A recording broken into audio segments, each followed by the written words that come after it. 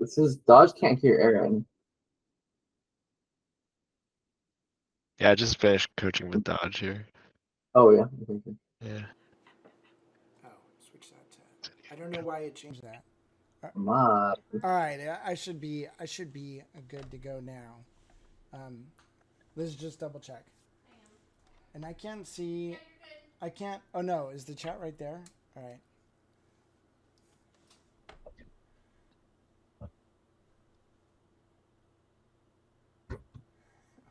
When you came up with the name Earth's Mightiest Painters, were you worried it would be too subtle to understand? Yeah, we did. We did worry about that. Scott, dedication, Anthony was like, thought something much grander, like something just super crazy and out there. But we wanted to be modest.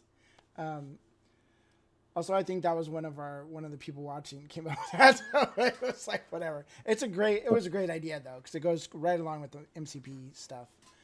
Yeah. So cool. So how's everyone doing tonight? Anthony, Matt, you guys made it through another month. Looks like you're still alive, so that's good. Yeah, I survived Gen Con and I didn't even get sick, so it was Yahtzee. Yeah, because I think literally everyone else got sick. Like Liz and I didn't get sick, but everyone I know had COVID. I was like, yeah, staying home. So what's up with that? yeah. Anthony had the right idea there, but well, cool. So Anthony, let's talk a little bit about what's been going on with the whole project. You finished Cable, or you're almost finished with Cable? So I've been trying to see if I can paint just like relatively quickly. So Right. let's say the display standard or so. Yeah. I'm not quite competition yet because that will take another like 20 hours to refine all the little details and like get all the definition right. So can I just get to a good display quality in like under like 7 hours or so? So Sweet. that's cute. Cool. Yeah, and it's looking really good too. I mean, I was pretty stoked on that Cable. I know Cable's a model I need to paint for my stuff, so um, That model's so cool. I think that your version is turning out really nice. Yeah. I love that. That bit with I don't know, up from the base that's like blocking all the shots or whatever. I just think that's so cool looking. And of course, the metal arm that you did looks great too. Yep. My base is too big. Oh god. All right, so let's see. Can you zoom out a little bit, Anthony? Yeah. we see the gun kind of. No, my for some reason my lens is a fixed focal length. So let's see if There you go. Oh, there's Sweet. a lag. I love the glowing eye. I hadn't seen that bit yet. Yeah, this was hard, right? So like it was a little challenging to do like a core shadow on his face that's so exposed because without that core shadow, the eye doesn't really pop, right? Yeah. So I think that was a challenge that I wanted to see if I could make it work. I think it looks okay. Yeah, it looks really awesome. But that core shadow in people's faces is something you see a lot in comic books, so it makes sense. Yeah, totally. Yeah, and it is hard to pull off. And it was hard because you need a really strong sometimes you actually need like actual lighting to be like on his other side and maybe a little down to kind of light up the rim light part that you paint on. So I did paint some rim light on, right? Yeah. But it's still not as bright. Yeah, I mean, it doesn't need to be the same brightness, and really the rim light is just the other light source from behind, sort of. Right. You're just seeing the edge of. It's just but it's without if you don't light it up, it was just looks dark, so it just looks hard to see. But yeah. Thanks, Ben. That model looks so good. And one thing I find amazing with it is like the figure is so detailed, and then the the guns are pretty bland. Like they're very, very smooth compared to like everything else that's going on. And you did a great job of just making them like pop. Like especially the gun on the back. That looks freaking awesome.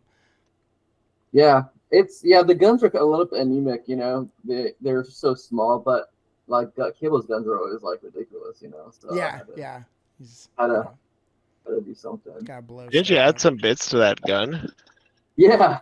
So both the barrel, I used the barrels, or these two barrels are different sized plastic card tubes, and then this barrel of here is a plastic card that's bent. So Huh. That's super cool. Yeah. I didn't even notice. Yeah, the original gun has just the barrel is like an inch long. Yeah. Well, I should know because I have the model and I put them together, but it's like he's got two big guns, right? So I just kind of saw him and I was like, oh yeah, that's what it's supposed to be. But that's super cool. It's always fun like converting things up a little bit and Yeah. like Yeah, I'm with it with the gun. Matt, you added the laser beam coming out of Cyclops, right? Like that's not part of the model. Yeah, I added that bit just with some. I had like a piece of clear plastic, and then I hit it with some dull coat so that the paint would stick to it. I guess I could have even just used like a blister pack, like a clear blister pack for that. I've used many a blister pack for icicles and just whatever. Always work good. It's like just the right thickness. So, well, cool. Well, Anthony, do you wanna just go ahead and start painting? Yeah, if I can get my camera situation set up. Okay. But yeah. I will. I think we're gonna have to figure this out too. So I gotta pin you. Mm-hmm. And then I think. No wait. How do I make that? Uh-oh. What'd I do? So while I'm doing that, Rich and Slice. Oh no. I messed something up.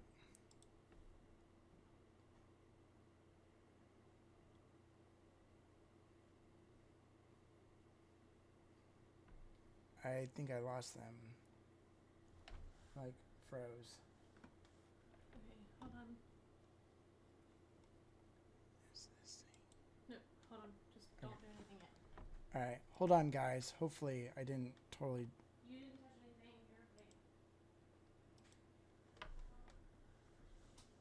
You're okay. Oops. Technical difficulties. Time out. Yeah, you're fine. It's a call. Is it the call? Yeah. Because you're still in...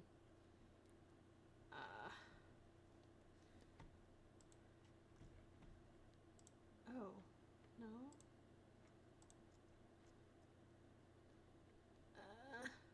Could we restart the call? Yeah. Okay. That's the thing. Like, I was trying to make that Anthony big screen and then, Okay, hold on. Let's, wait. Hold on, guys. Good times. Just We've got stare at tech support photos. in here. Time out. Huh? We can go to Facebook and just link back into the call. Hold on. Oh, yeah. We're gonna have to, because it's Yeah. fully closed. Go up. There we go. This one? Yeah. You gotta join it. All right, are you guys still there? All right, I messed something up. I can hear you, but Were you guys still there? Because it like my screen froze and then you guys were whatever. We were able to talk to each other. Well, that's good. Okay. Give me also, for Hey Aaron, can you when I'm painting, can you make my screen like bigger because it's hard to keep within that little Yeah, square. well, that's what I'm trying to do right here. I just I messed something up. Backwards. Okay, but that's not what I need.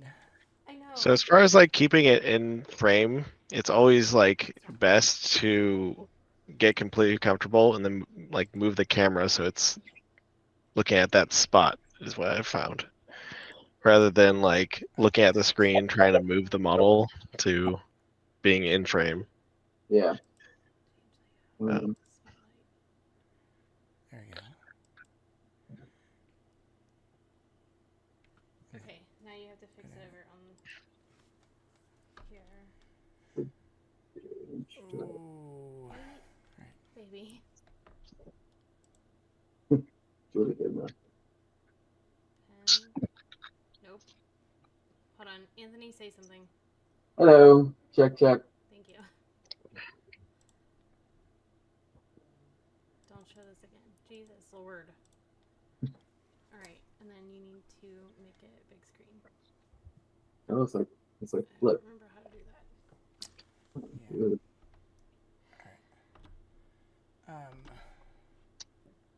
Yeah, this is really difficult with so many things open. Well, Okay.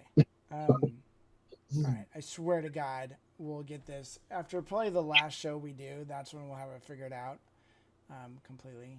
But all right. That one, no. But that last show, guys, it's gonna be great. This is gonna be amazing. oh, you drug it out. You made it bigger. That's what you did last time. Did I? Yep. You just made it bigger so that it would fit There we fully. go. Sorry, I'm Close enough. Okay. So we just have Anthony really big. I'm gonna turn my face off so you don't have to look at me. But Okay. me and Matt can talk. See- I think this is good enough. Like this is like big screen, super rad. Also, put your mic closer to you. Can you guys hear me? Yeah, I can hear you. Yeah. We got you. Okay. Apparently, We- my mic is still really quiet, so I don't understand that. But you know what? We're just gonna go with it. Yeah, tell me what we're looking at here, Anthony. This is Okay. your Psylocke. Yeah, this is Psylocke. And let me just talk a bit about like how my approach to painting. Yeah, Yeah. for sure. So I just was really inspired by kind of that 90s era, right? Like X-Men, Gen Lee type art.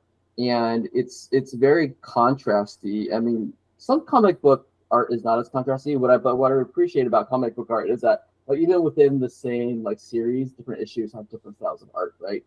So I think it's really cool for us, Aaron, Matt, and I, to paint in different ways, different methods. But I'm kind of taking a more traditional approach to comic book art, where first start with like kind of like a bit of a sketch, and then based off of the sketch, I pick the lines that I want and add heavier inking to it, right? And then with the heavier inking, then I'm making my decisions about lighting and about definition and contrast right there.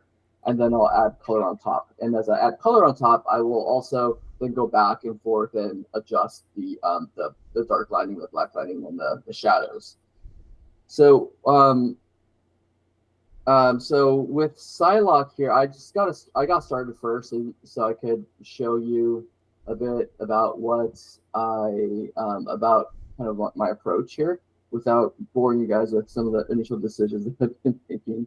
So I want to talk a bit about like rendering volumes here. So with comic book art here, placing your core shadows and light and bounce light and rim lights are really important. So here, since the light is coming from this direction up here, this is going to be the key light, the main highlight here. And then I have the core shadow is right here on this side of her breast. And then on the bottom here and to the side is going to be the rim light. So that's how I'm going to approach a lot of painting the rest of her costume. And her costume is all very reflective, so you can place the really big, like dark areas in order to uh, to signify like some reflections and core shadows and whatnot. Okay. Oops, I'm off camera. Okay, cool. All right. Yeah, I imagine that rim light is that, and it looks like a rim on that particular object, but it will actually be. It's more of like a reflection of her sort of power blade or whatever. I don't know what it's called and what she calls it or not, but It's psychic. I don't know. It's. I think is it an ability on card? I'm not sure, but okay. Yep. And all right, cool. And also, what's interesting is that like you want to pick a couple of main views, but like certain views, they're right here, where this main key light here that hits here could also function as a bit of a rim light as well too. So yeah, so that's the tricky part about rendering like a like trying to do like 2D art in a 3D on a 3D surface is that's the tricky part about it. so you're actually concentrating on particular views, and it's not like you're trying to like make a coherent lighting over the whole over the whole figure. It's like more like you're looking at particular views and trying to paint like different frames of a comic book or something. Yeah, kind of. It's well, because with kind of like with like very stylistic lighting and very directional lighting with like key lights, bounce lights, rim lights, and like core shadows in raised areas and dark reflections. It the effects may not work the best like in every angle, and some effects work best in other angles. So that's where it's a bit tricky. I feel like a lot of times these figures may look better on in photos because you get to pick the actual like angle, right? But I think that the downside of painting in this style, rather than kind of a general lighting style, is that certain angles may not work as well. So that's just a decision and a choice you have to make. All right. That's neat. Yeah. So, what size brush do you normally paint with, Anthony? Because I know that's a hot topic for people out there. No, I think it depends on what I'm gonna do. Like if I'm like painting, but like these figures right now, I start with a size 0. Like I have here is the Vallejo size 0, right? And because with this style, you have to place certain lines in a specific areas in order to show some of that core light sort of reflection. So you have to be pretty precise starting off in the beginning.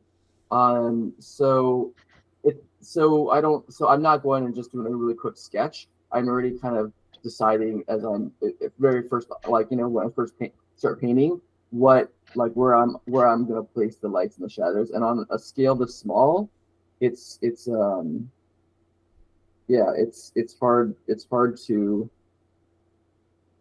do it with a big brush, right? So here, Gotcha. I'm gonna start with the core shadow here.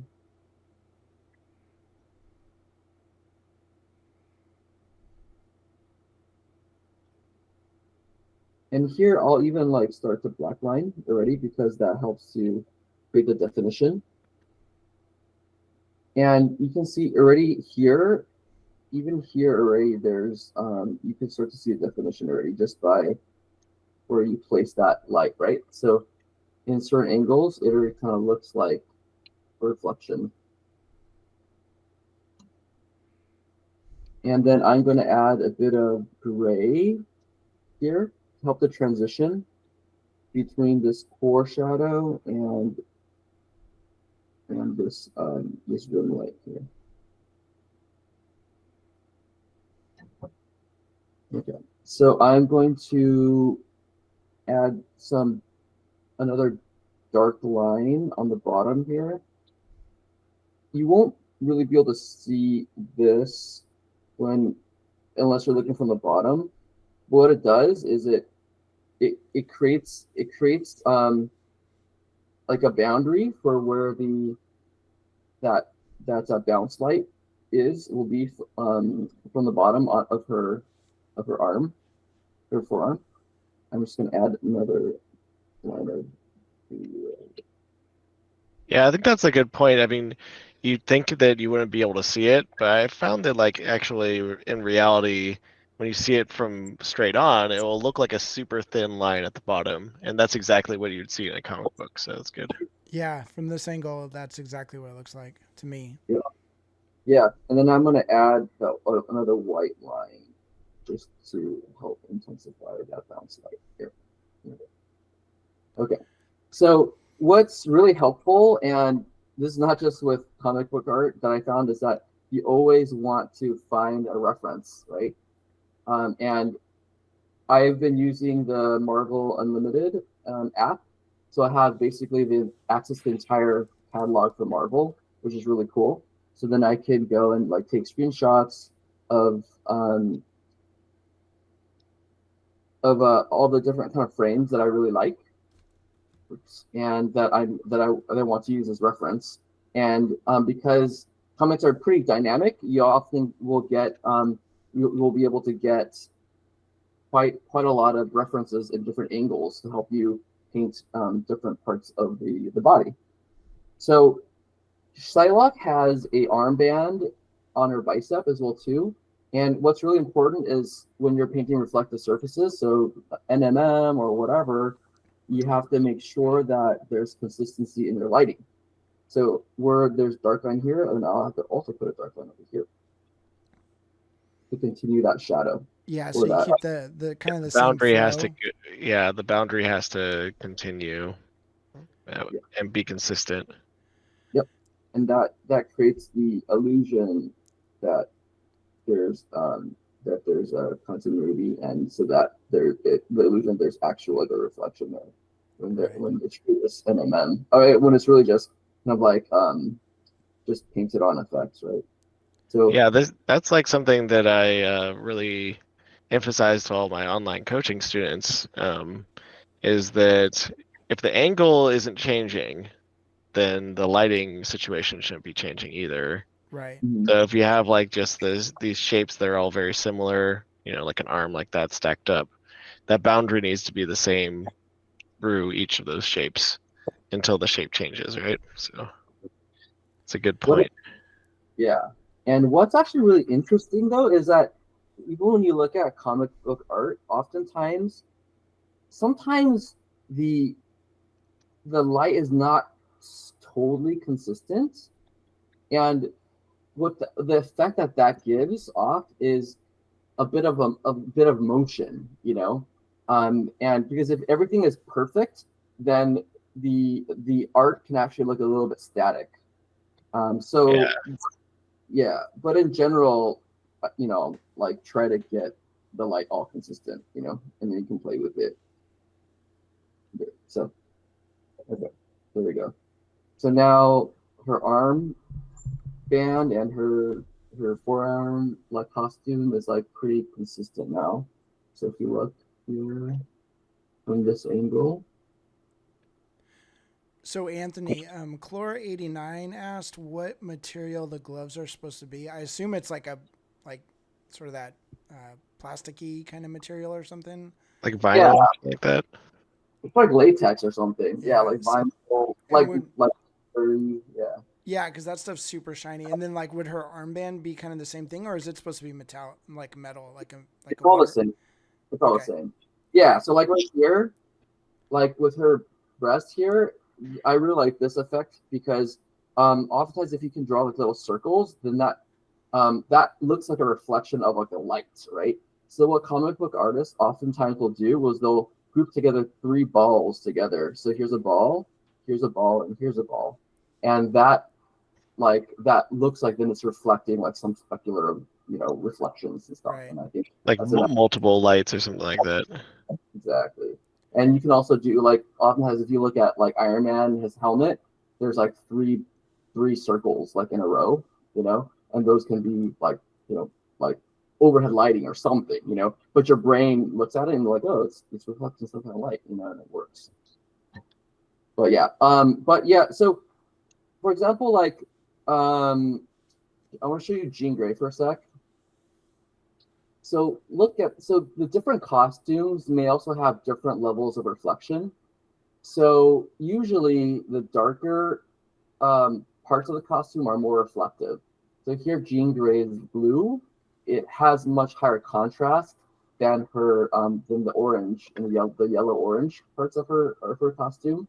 The orange never really goes to black except for this like hip pocket, where the hip pocket is more reflective, like it's different material than her leg costume or her arm costume.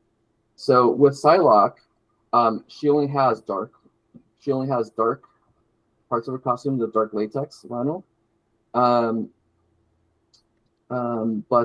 Yeah, so we'll paint them all to be pretty reflective.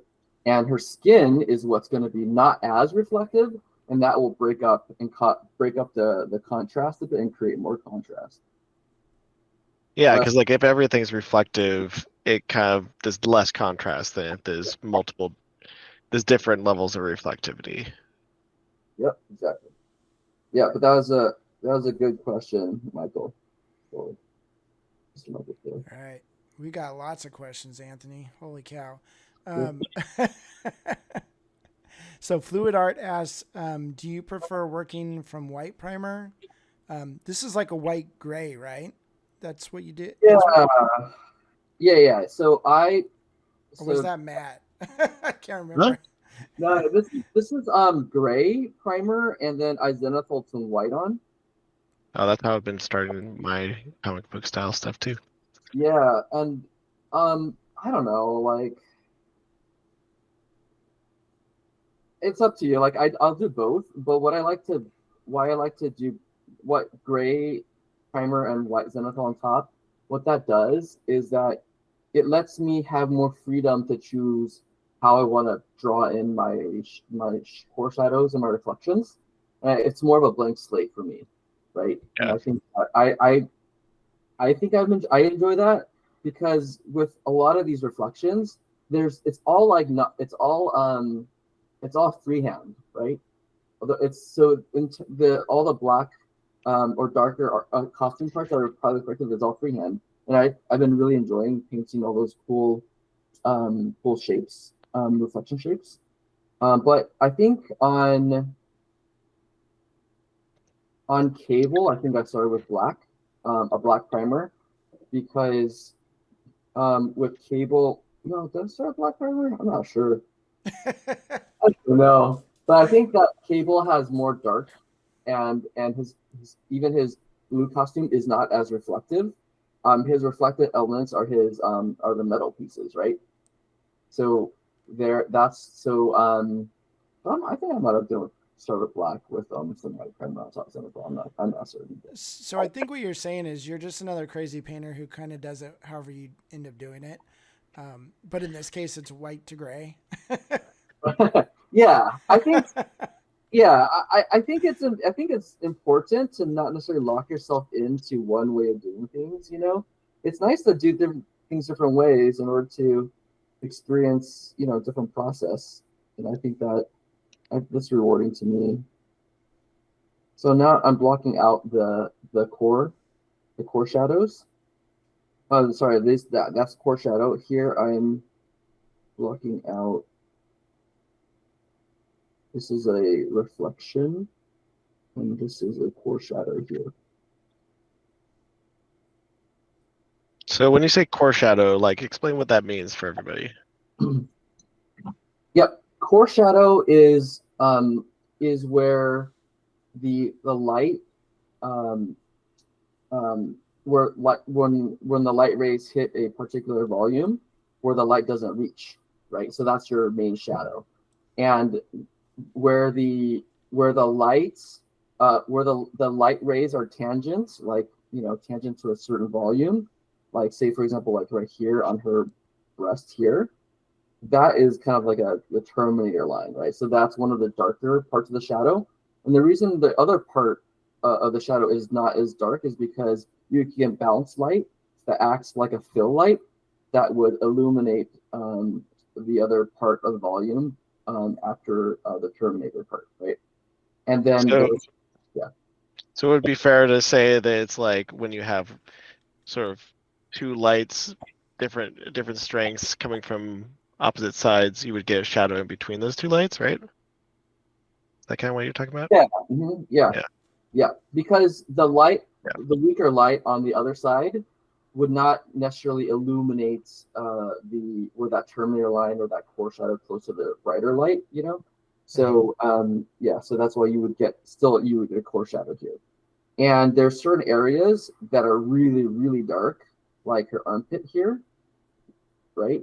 So that area is really, really dark, and that'd be like an occlusion shadow where there is just no light that reaches there. Even there's no bounce light because it's like because there's an object in between it and the light source. That's like occlusion, right? yeah, exactly. I don't know, Derek, if that was probably a bit going a bit more than what you had. I think some of this too, Anthony, is you've obviously done this more than once. So you're also pretty good at putting like where those reflections are going to go, how high up and how much of a core shadow you're going to put in, you know, those type. I mean, those are all like decisions you got to make, right? Yeah. And it's not always, it can be different, you know, with different models or even with the same model if you're painting it twice, you know, which is kind of cool. You can kind of play around with it, but it's got to look good. So at the end of the day, you know, I think some of your experience is showing through here too, like in where you're putting stuff. Yeah, you know, and I think, you know, sometimes like you can change your mind, you know, Yeah. because I might be like, well, I think this is where I want to put it, but then I might make a little bit of a mistake and be like, well, actually, it looks much better this way, you know, and you can have the freedom to do that, you know. Yeah, it's one of the reasons why I like getting paint all over the model, kind of very early on, just so I can see how everything interacts together. Because otherwise, you finish the section and then realize it's wrong.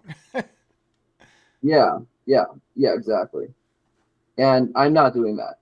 Yeah, Well, that we could don't be have like time. super costly for your time. Where, Yeah. you know, if you finish each little section and then when they don't fit together right, you've spent all that time finishing that area that you either need to change or have it not look as good as it could have. Right. So at this stage for me, this is still a bit of it's still a bit of a sketch because you know when comic book artists they draw the penciler just does a really rough sketch, right? And then the inker comes in and they pick the lines in the sketch that works the best. And so I'm kind of combining both the penciling as well as the inking part stages together. But right now, since I don't have paint all over the figure, there's still time for me to change my mind, you know. And so I am pushing back the darkness here, the darker values, in order to make the room light a bit more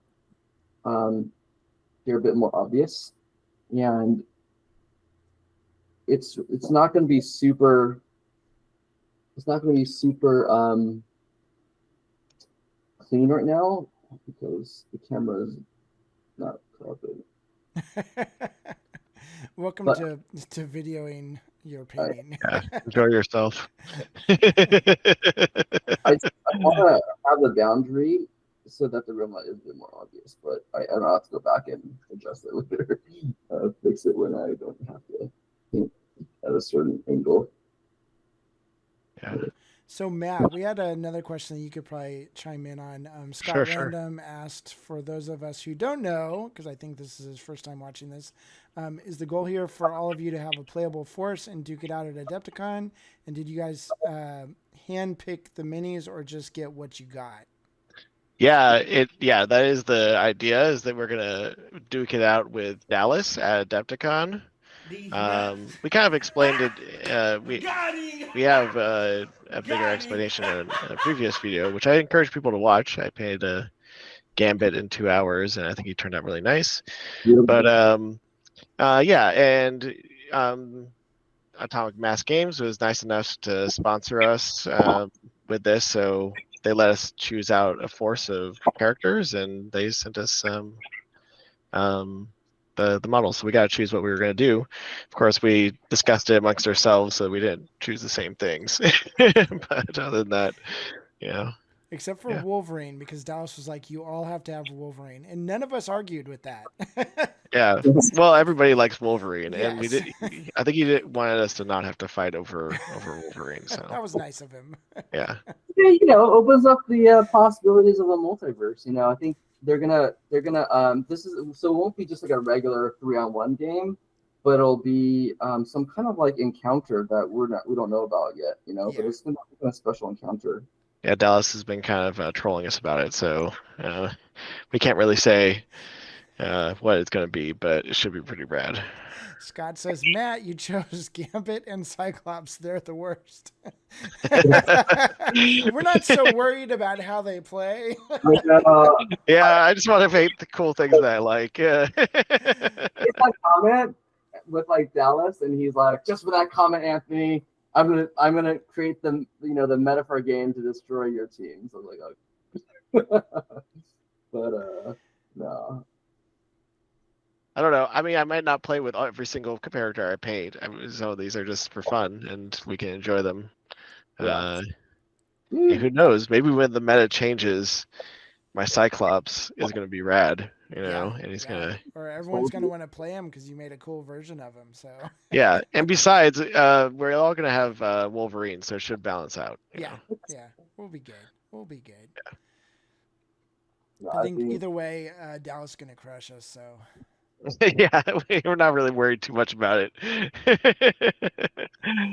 So he's always already working the intimidation game. Yeah, so he's like subtly just like, I will crush your brain.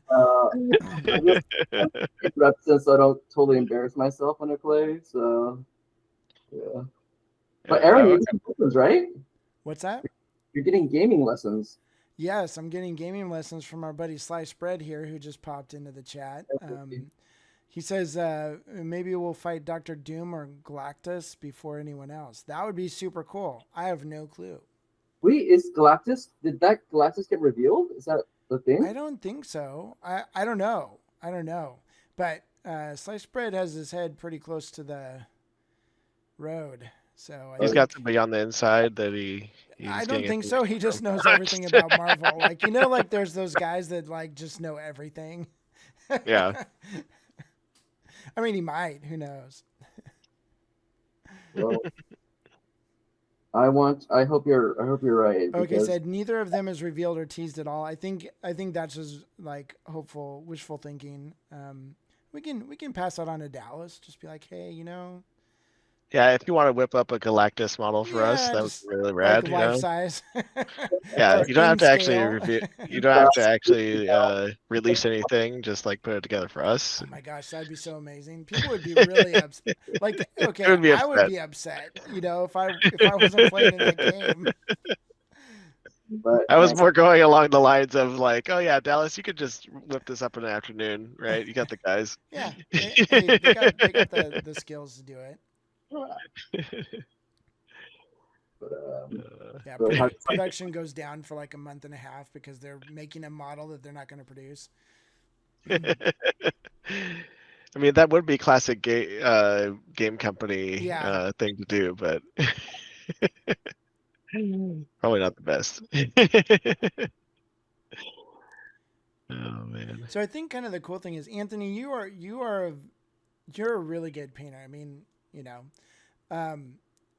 but your sketch is rough, and I think that is awesome, and it's like good news for the rest of us that even Matt, when you did Gambit, you Can know, I your say, first two Aaron, layers were pretty rough, and then it just turned Oh around. yeah. Like it turns on a dime, and you're like, what happened? Well, that whole piece speed painting style, like it looks rough, rough, rough, rough, and then when I put the black in, it's like, And this then looks it's like, good. oh, this makes sense now, you know. Yeah. But I think like for some of us, you know, for some of us mere mortals out here, Anthony, like you look at the finished piece, you know, of one of your pieces, and it's like, oh wow, it's so smooth, I could never do that, blah blah blah. But then you look at the start of it, and you're like, okay, this is like, I think this is doable, you know. Um, so I don't know, it's encouraging. Let's put it that way. well, I'm not sure if is that I'm not sure if that's a compliment or a dig. Or I'm like dogging you. No, I'm definitely not dogging you because obviously. No, but I think when I said that, I still have to be somewhat precise. You know, like I'm not just like where everywhere. You know. No. You're not being like super messy, but at the same time, like like when I first started painting and I saw like other great painters out there doing their thing, I thought that I had to be perfect from the first brushstroke. You know, like everything was like slowed down. You know, I was very precise about everything, and it would just take forever, and it wouldn't look very good at the end. You know, so I think it's kind of like nice and kind of refreshing to see that you don't have to be absolutely perfect. Also, like you know that you can fix any little mistakes you might have, or like you know you kind of went out of lines here. You got to whatever. It's all fixable. You know, and Yeah. I think that's good for people to know. I think. Yeah. Well, Yeah, sorry. Go ahead. Well, I was just gonna say, I think that, a lot of people, maybe not so much these days, but at least when we were, starting out, everybody thought that you have to kind of keep things smooth and like basically be blending the entire time you're working, and just making things smooth and keeping them smooth through the entire process. And it just kind of seems like, I personally think that that's a really arduous way to paint, and you can get Hindering. yeah, you can get the same result and probably like have a more dramatic effect by trying to hold off getting things smooth and super blended for as long as possible. Like, Yeah. well, do you agree with that, Anthony? Is that sort of in line with your philosophy, or? Yeah, okay. It's a really interesting point, Matt. But this is what I love about painting is that like you can have, it's not necessarily wrong to like also make sure every step is blended. If you really love blending and you love like super precise things, then that's great, I personally, my brain's not wired like that, right? I'm just not wired like that. But so so for me, I like to paint a bit more about how you describe it, Matt, right? Because for me, I really enjoy the flow of a brushstroke. Sometimes it's like it feels like I'm adding more motion to the figure, and sometimes it can be also look more like it's more organic, rather than something that's like totally perfect, and I think that's a choice that I made, and that may not necessarily be a choice that you make or other people might make, but I think that's the beauty of how this art form is, right? Oh yeah, absolutely. I mean, if everybody painted the same way, it'd be a freaking tragedy. Super boring. Well, I just think it would be tragic, because then we would be missing the variety, and that's what's wonderful about art, is that you get somebody's personality in there as well. So, yeah. Yeah, totally. Aaron, how do you get to paint? Like, what's your process? I just start throwing paint on and go for it. No, Like literally throwing it, like yeah, you throw. I throw it at the model, and then whatever happens, I kind of just work with that, and it's super cool. No, it's funny. Like, it's been a weird last few years because with doing so many private coachings and stuff online, and teaching a lot. Like people want to learn different things, and sometimes it's not the way I paint, so I have to quickly like dial that in and then teach it to them. So I've been kind of doing things differently a lot lately, but typically I just do like I've been trying not to wet blend as much as I normally do, because wet blending, I feel like I skip a lot of the sketching steps. It just turns into a blended thing really quick, and that's not the point. So I've been actually trying to do more like a almost a layering style or something. Just I don't really sketch black and white first. I sketch with colors, and that's kind of how I do it. But also, I just really like colors. So Yeah. it is what it is. But it's funny that you asked that, because I've felt like a little bit lost the last couple of years, because I've done so many different styles that I can't really sit on anything, and so I'm kind of like hopefully curbing myself from that a little bit and just go back to like painting the way I like to paint. I think that's one thing, is just paint the way you enjoy it. Obviously, some techniques are a little bit better than others. So like sometimes you got to learn something new, but I think if you're enjoying your painting and you're enjoying how the paint's going on the model, I think that's, a plus. So. Yeah, 100%. That's why I tell like everyone who will listen to me. I'll just say like, you have to paint for yourself. This goes with competition stuff. And if you get lucky and you get a commission that they let you paint how you want to paint, that's awesome too. But you have to be happy and feel proud of what you do. Yeah. And yeah. And Yeah. Yeah. Go ahead, Matt. I mean, one thing I tell people is like, you have to enjoy your painting. So because like sometimes people, they learn all these techniques and stuff and will slow their painting down, so much, or it might add so much pressure to them that things aren't fun anymore. And what I tell them is like, if you get to that point, then that's like really dangerous for your painting, because you're going to end up doing something else. You're just going to be like, this isn't worth it. It isn't worth the stress. It isn't worth my time.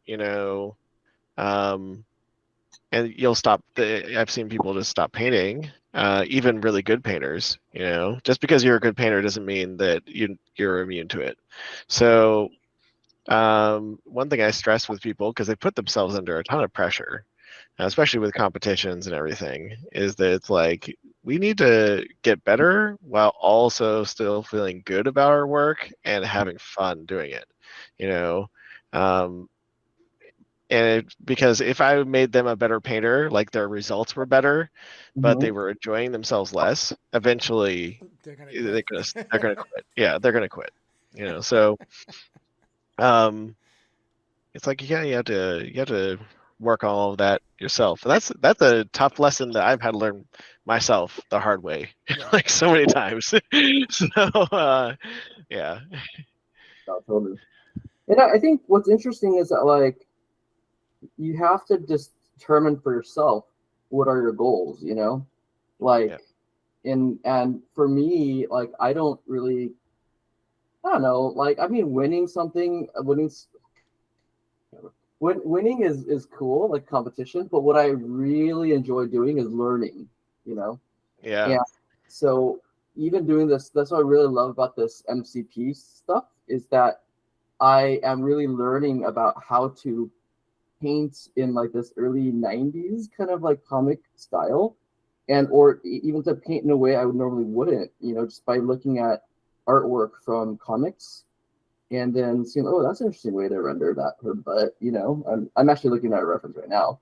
There's like an interesting shape. Like right now, her butt is, this is how I might have painted it, typically like just round, but how the reference picture has it, this reflection is kind of like a kidney shape, like that, right? And that adds just a bit more dynamism, but as well as like that's actually how a hip is, underneath the costume. And so that, so sometimes I'll even go back to look at like anatomy books to see, oh, like how are they doing this, So Yeah, that's and these shapes will change with the pose as well. So it's like, you know, Yep. um, you're always finding something new, learning something new. Yeah, learning a little bit of anatomy, just with the way the muscle changes shape, um, depending on the pose of the leg or whatever, can change a lot of stuff. Yep. Ooh, I got a gaming date with sliced bread, but I just have to set it up after I get back from Nova. It'll probably be Monday, because Saturday's the holy day or Sunday's my holy day of watching football. So, anyways. So I've actually been painting while Anthony's been painting here. So at some point, if you guys want to see, I started painting this model at the beginning of the stream. So Nice. if you want to check it out, I've been painting Iceman here. And, it's for sure. Yeah. Let me yeah, I mean, let's like, give it like yeah, another 10 minutes or I just so. thought I just thought I'd mention it. Yeah, definitely. I've been having a lot of fun chatting. Like, the terror just hit me. I'm like, oh my gosh, I gotta change the screen again. This is like, it's okay. I'll get better at it. I swear. So it's kind of funny. You like to learn new things, so Yeah, exactly. So Richard Reed says, nervous laughing at my sketches if this is messy. So apparently, Anthony, you're not messy, but and you're not messy. I'm just saying it's not like some people would think that you have to get like totally perfect with everything, and that's not the case. It doesn't need to be that way, and I think Scott Random said the same thing. He also said, I put an enormous amount of pressure on myself to get better. And that's definitely, I remember one of my friends at Gen Con one year, he just came up to me, he goes, yeah, he's like, I'd like to enter some contests, but I see you talking about me and somebody else, one of my other friends, and he's like, and you guys are just miserable all the time. And I was like, oh my gosh. Oh, no. Like, is it that bad? Does it show that much? But yeah, you can put, there's some pressure there. And I think a lot of it's just, nobody else cares, like nobody's sitting there laughing at you because you didn't place. That's all in your mind, I always found with contests, especially nowadays, if I get people talking about my piece, that's kind of a win. Like if I reached out and touched somebody and they're like, oh, that was really cool, and they say something at the show, that's a win in my book. Yeah. Totally. You've gotten a lot better over this last year. So, you can't get there you can't reach your goals overnight. It takes a lot of time, a lot of practice, a lot of pieces. But as long as you're applying yourself and learning something from each piece, that's the only way to get there, Yeah, and have fun doing it, Yeah. Like, I think sometimes you just need to forget what you're doing and just paint. Like sometimes it's when it's always like the stress of like I got to learn this new technique, or I've got to do the loaded brush technique or whatever. When you just kind of let all that go and just paint, like your own personal style will show through. And I think you'll have a lot more fun. Yeah, if anything, we're kind of like wanting to get to that point where you're not thinking and obsessing about everything. You're just doing and enjoying and letting the paint flow. But it can be hard to. Sometimes when you do that, you just kind of go into old habits or whatever. Right. So when you're learning new things, it can be challenging at first, and then your brain just sort of integrates that and then starts to. That's how you grow. It's like a process of those two things. Yeah. And Michael has a question. Like, does Yeah, do I feel like painting superheroes have improved my painting, or is it just changed the style? I think it has, you know. Painting superheroes is like really difficult, right? If you want to try to get if you try to achieve that like comic book really dramatic style, you know, it's actually really hard. And you have to like really turn up the contrast to a maximum. And it's not just value contrast, it's like contrast with like colors, the saturation, like everything, you know. Um, so for like example, like I'll talk a little bit about like Jean Grey. Um, like this is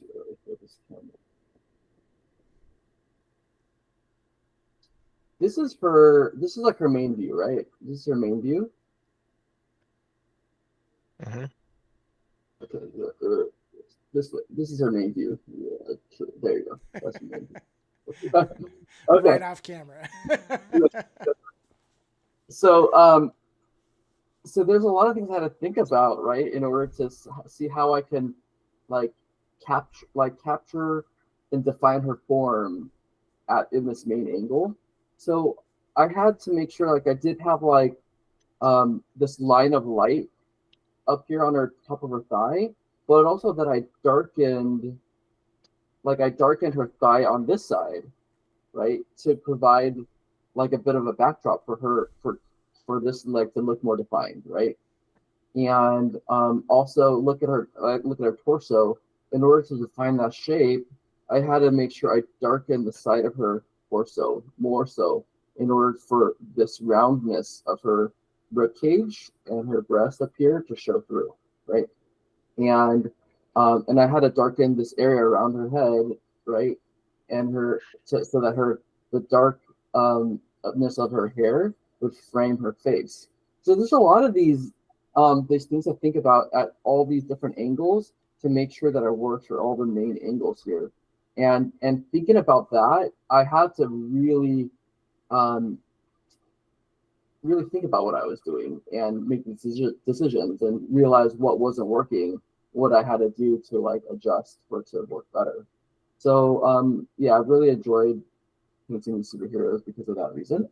And yeah, and Yeah, they're it's kind of like simple models, right? I mean, there's, they don't have like, it's not like a Space Marine where they got 15 guns and a tool belt with 85 pouches and, all this extra stuff.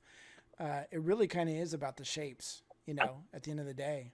And I love that about him, though. yeah, Like, no. I mean, you don't need all that stuff. it forces you to make it cool without, I don't know. Sometimes I think, Yeah. like even some of the Games Workshop models nowadays are just so chocked full of details. It's almost like too much, right?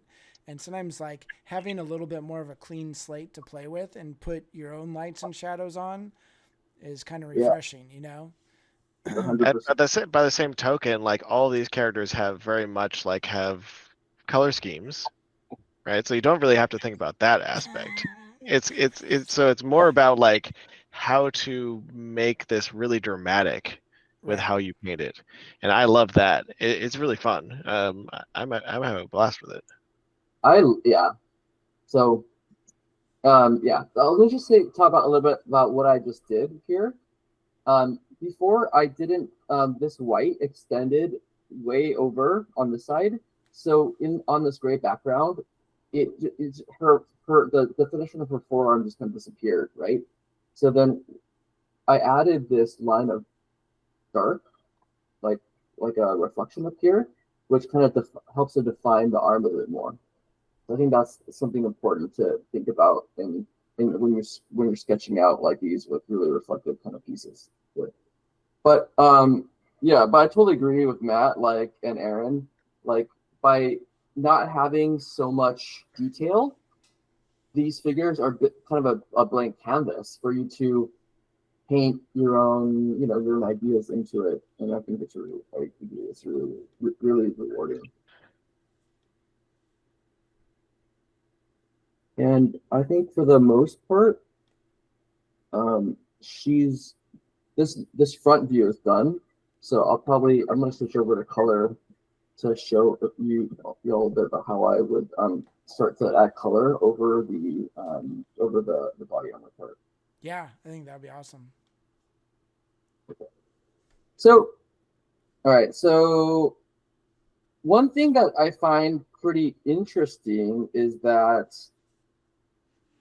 the difference in how modern modern coloring is and old like more like coloring in like the 90s versus coloring in like the mid to late 2000s, you know. There's a lot more volumetric interpretation for these more modern comics. There's a lot more different colors around different volumes to showcase, to kind of help with the rendering volumes. Whereas before, like in the 90s, you would only have, like, it would be very flat, and you would rely on the core shadows and the reflections to render volumes. So it's really apparent when you look at, like, let's talk about Jim Lee, the Mutant Genesis series, actually the comics in the 90s versus the Mutant Genesis 2.0 when they applied more modern, art, coloring techniques to it. And so what I've been trying to do with all my MTV figures is to kind of ink and kind of take the lighting like how Jim Lee would have done it in the 90s, but then apply the more realistic, not realistic, but the more volumetric painting. So what I'm going to do is I'm going to use a blue violet. I'm going to use this kind of color scheme. So if you can see it, this color scheme, okay? Cool. So it's going to be, blue, it's kind of like cold blues with some pinks, right, for the bounce light that Matt was talking about. And the highlights will be kind of a cyan type of color. So let's see if it works. If it doesn't, we'll let you know. Yeah, we will let you know. I'm pretty sure Scott Random will do it because he just called me out and he's like, Cable has exactly 15 guns and 85 pouches, Aaron. So, yeah, I mean, every once in a while Marvel characters have a lot of stuff on them, but, Yeah. I wanted to talk a bit also about the process for colors that I've been using. I've been using a lot of inks. I don't know, like in some of the MCP Facebook group, some folks are like, I don't have inks, and I don't want to have so many steps, but can I achieve something similar to what you've done? If people have painted Warhammer stuff, then contrast paints are highly pigmented, and they're not quite like an ink, but they're kind of like an ink, So you can also use that. You can mix some of contrast paints into what your regular paints are to add more saturation. You can also do that. What I typically like to do is to add paint to like acrylic paint, and then add some inks to that to give it some more power. If you don't use inks and you only use acrylic paints, your figures won't be as dynamic. And I think when I went over to visit Alfonso and Borja in Madrid to shoot a video of me painting Jean Grey, right? And there I at some point I stopped. And I only use acrylics, right? And then I stopped, and then I added inks. So you can actually see the difference when you add inks and you don't add inks. It looks more the color scheme looks more muted. The volumes aren't as dramatic, and just overall the power of the figure is just not there as much, right? So yes, because inks, I use a lot of inks as well, and they're just going to be the most saturated color that you can get. I mean, some artist acrylics, also have super saturated colors, but even them, they will get more power when you use ink in concert. Now, what are your thoughts? Because like when you use ink, when you mix it into your paints get more transparent. Do you want to just talk about how you use that to your advantage, or anything like Yeah, that? that's a good point, Matt. I think it also depends on the kind of inks that you use, right? Uh, some inks are more transparent, like like the whole range of like the Dallarani inks. Some colors are more transparent than others, but I found that the Aerocolor inks are they're I think they're more pigmented, and so I don't think they're as transparent.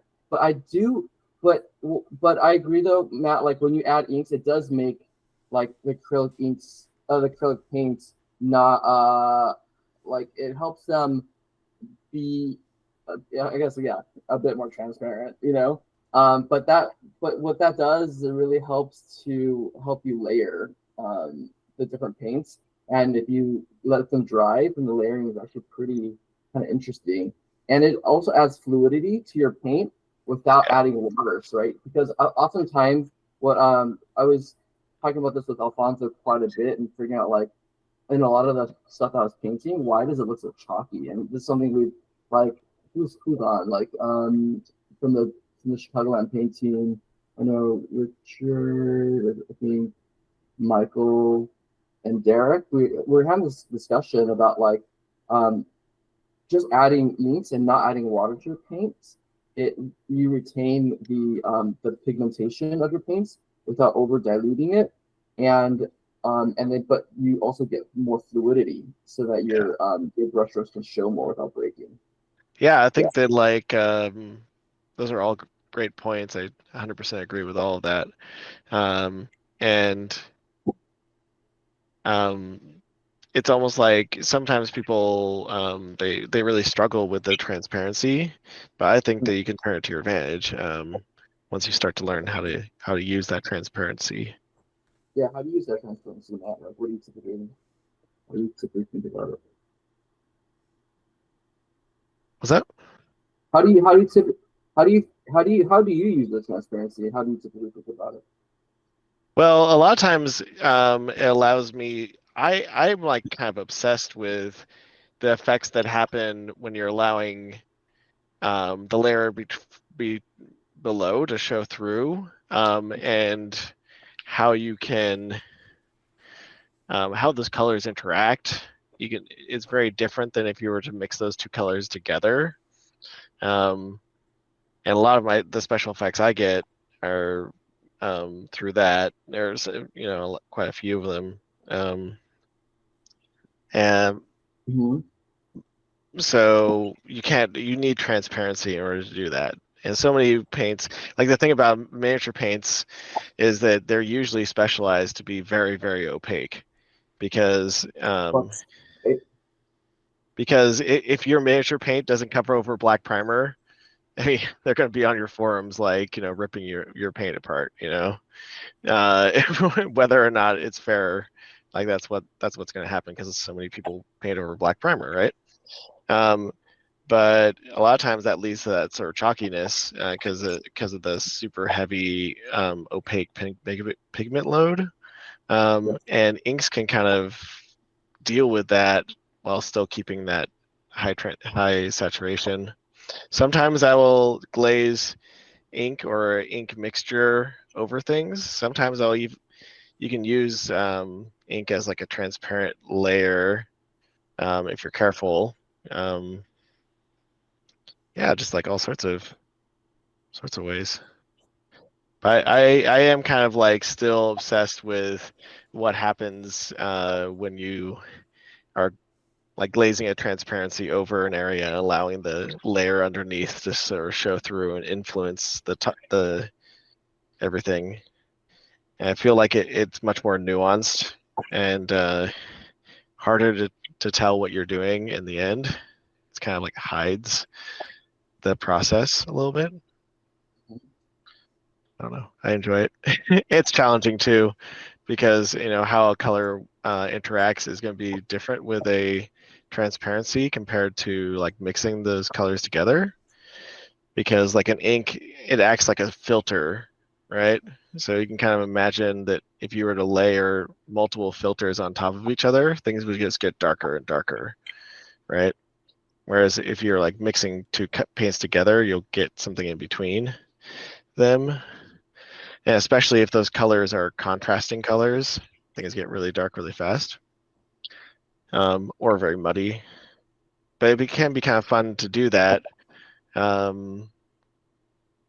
especially if you have areas of white in there too, because then that ink that was making the other things muddy would come out really pure over the white areas, so you can kind of get some really cool effects that way. Anyway, it's all speculative. I always learn something new with each paint job, and I'm always using transparency a lot more than I think a lot of people or a lot of painters are generally using it.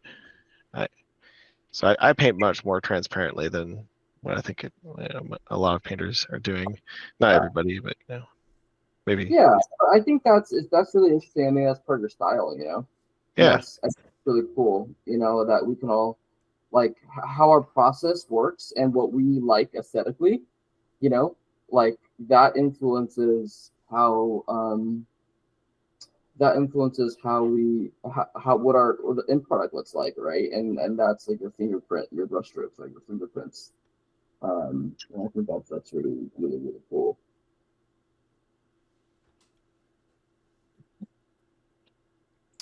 Scott Random has a question. Any worth in glazing with water-thinned inks to bring back some vibrancy and maybe cut down on chalkiness?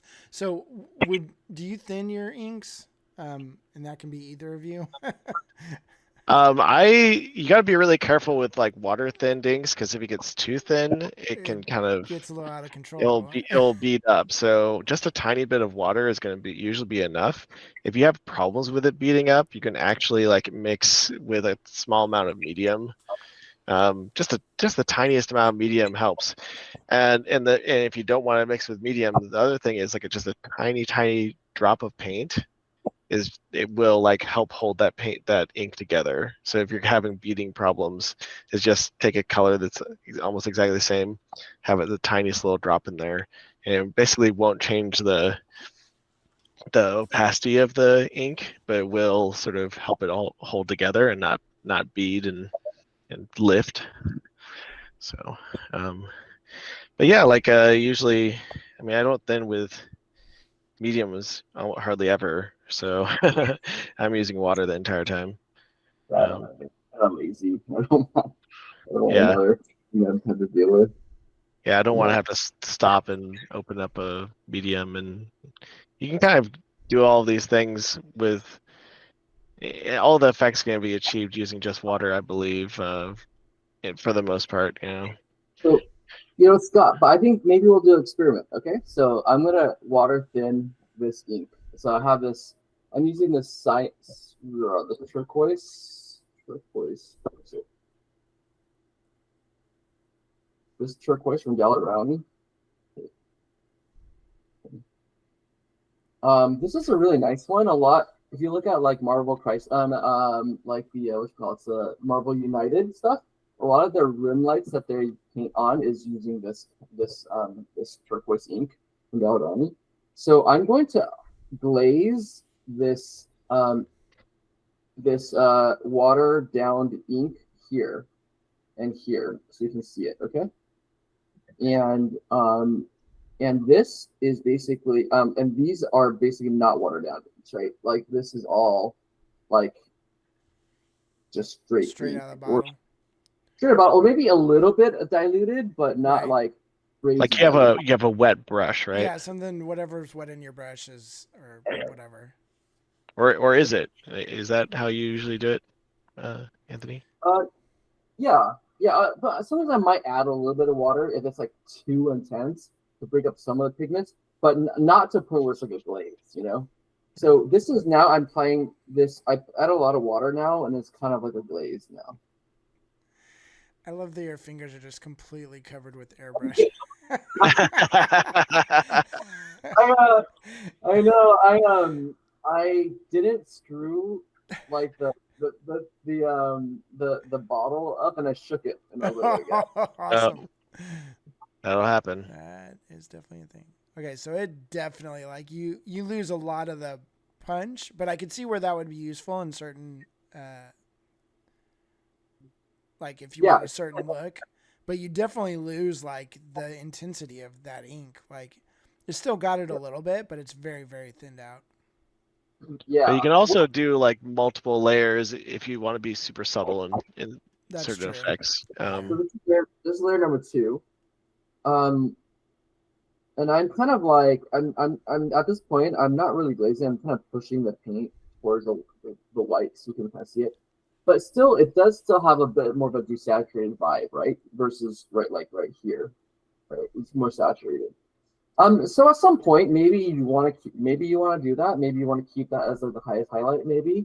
But then you might want to go back and add some less dilute inks to it.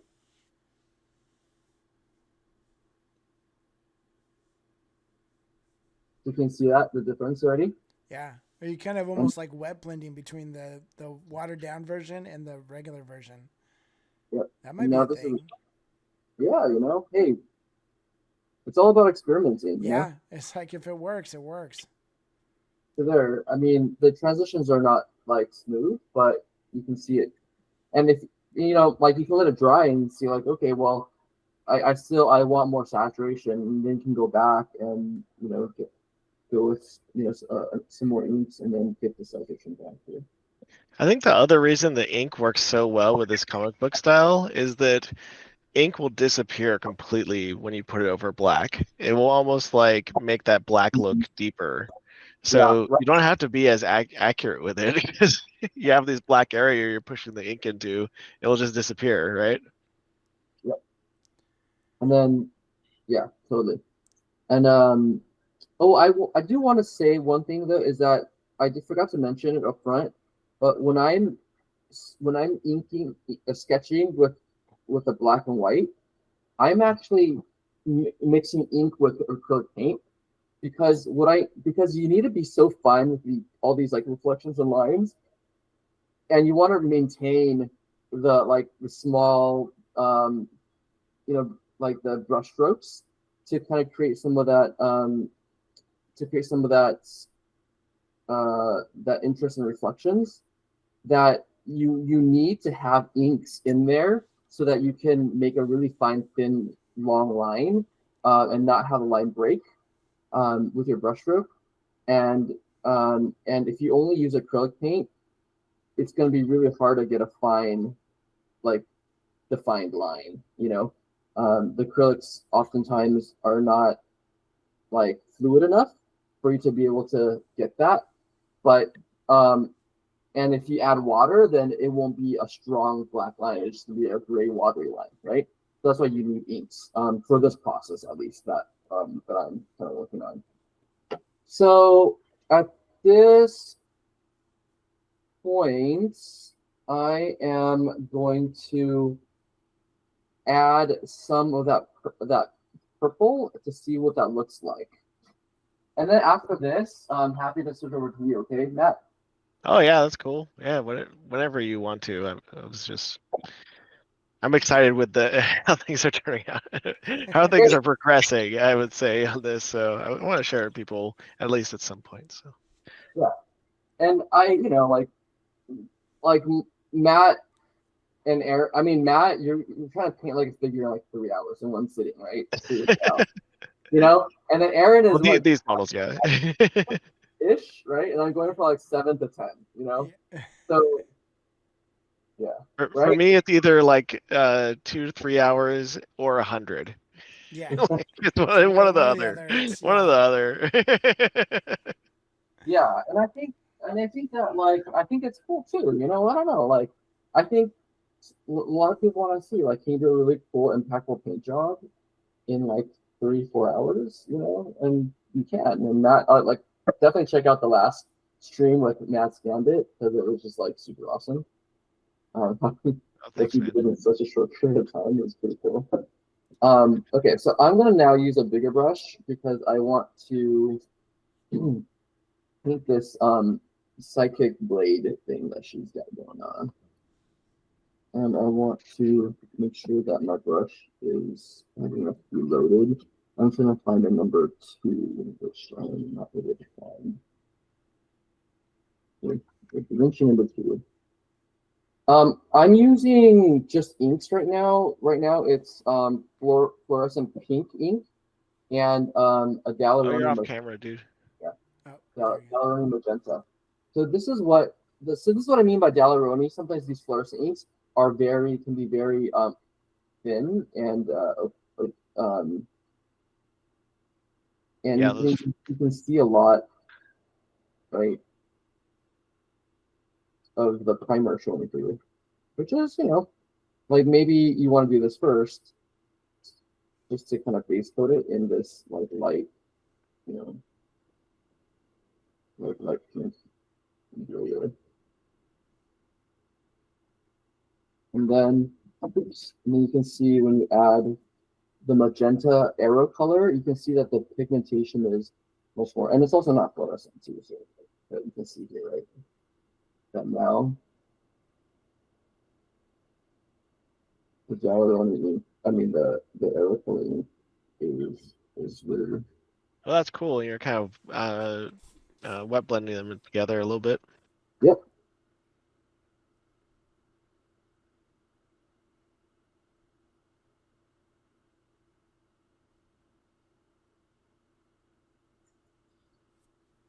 And it's already starting to look kind of power, like psychic powery.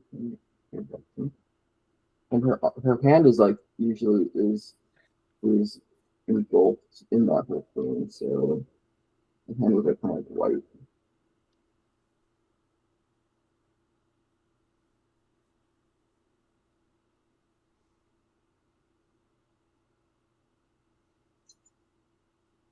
And then I'll add some whites. More whites.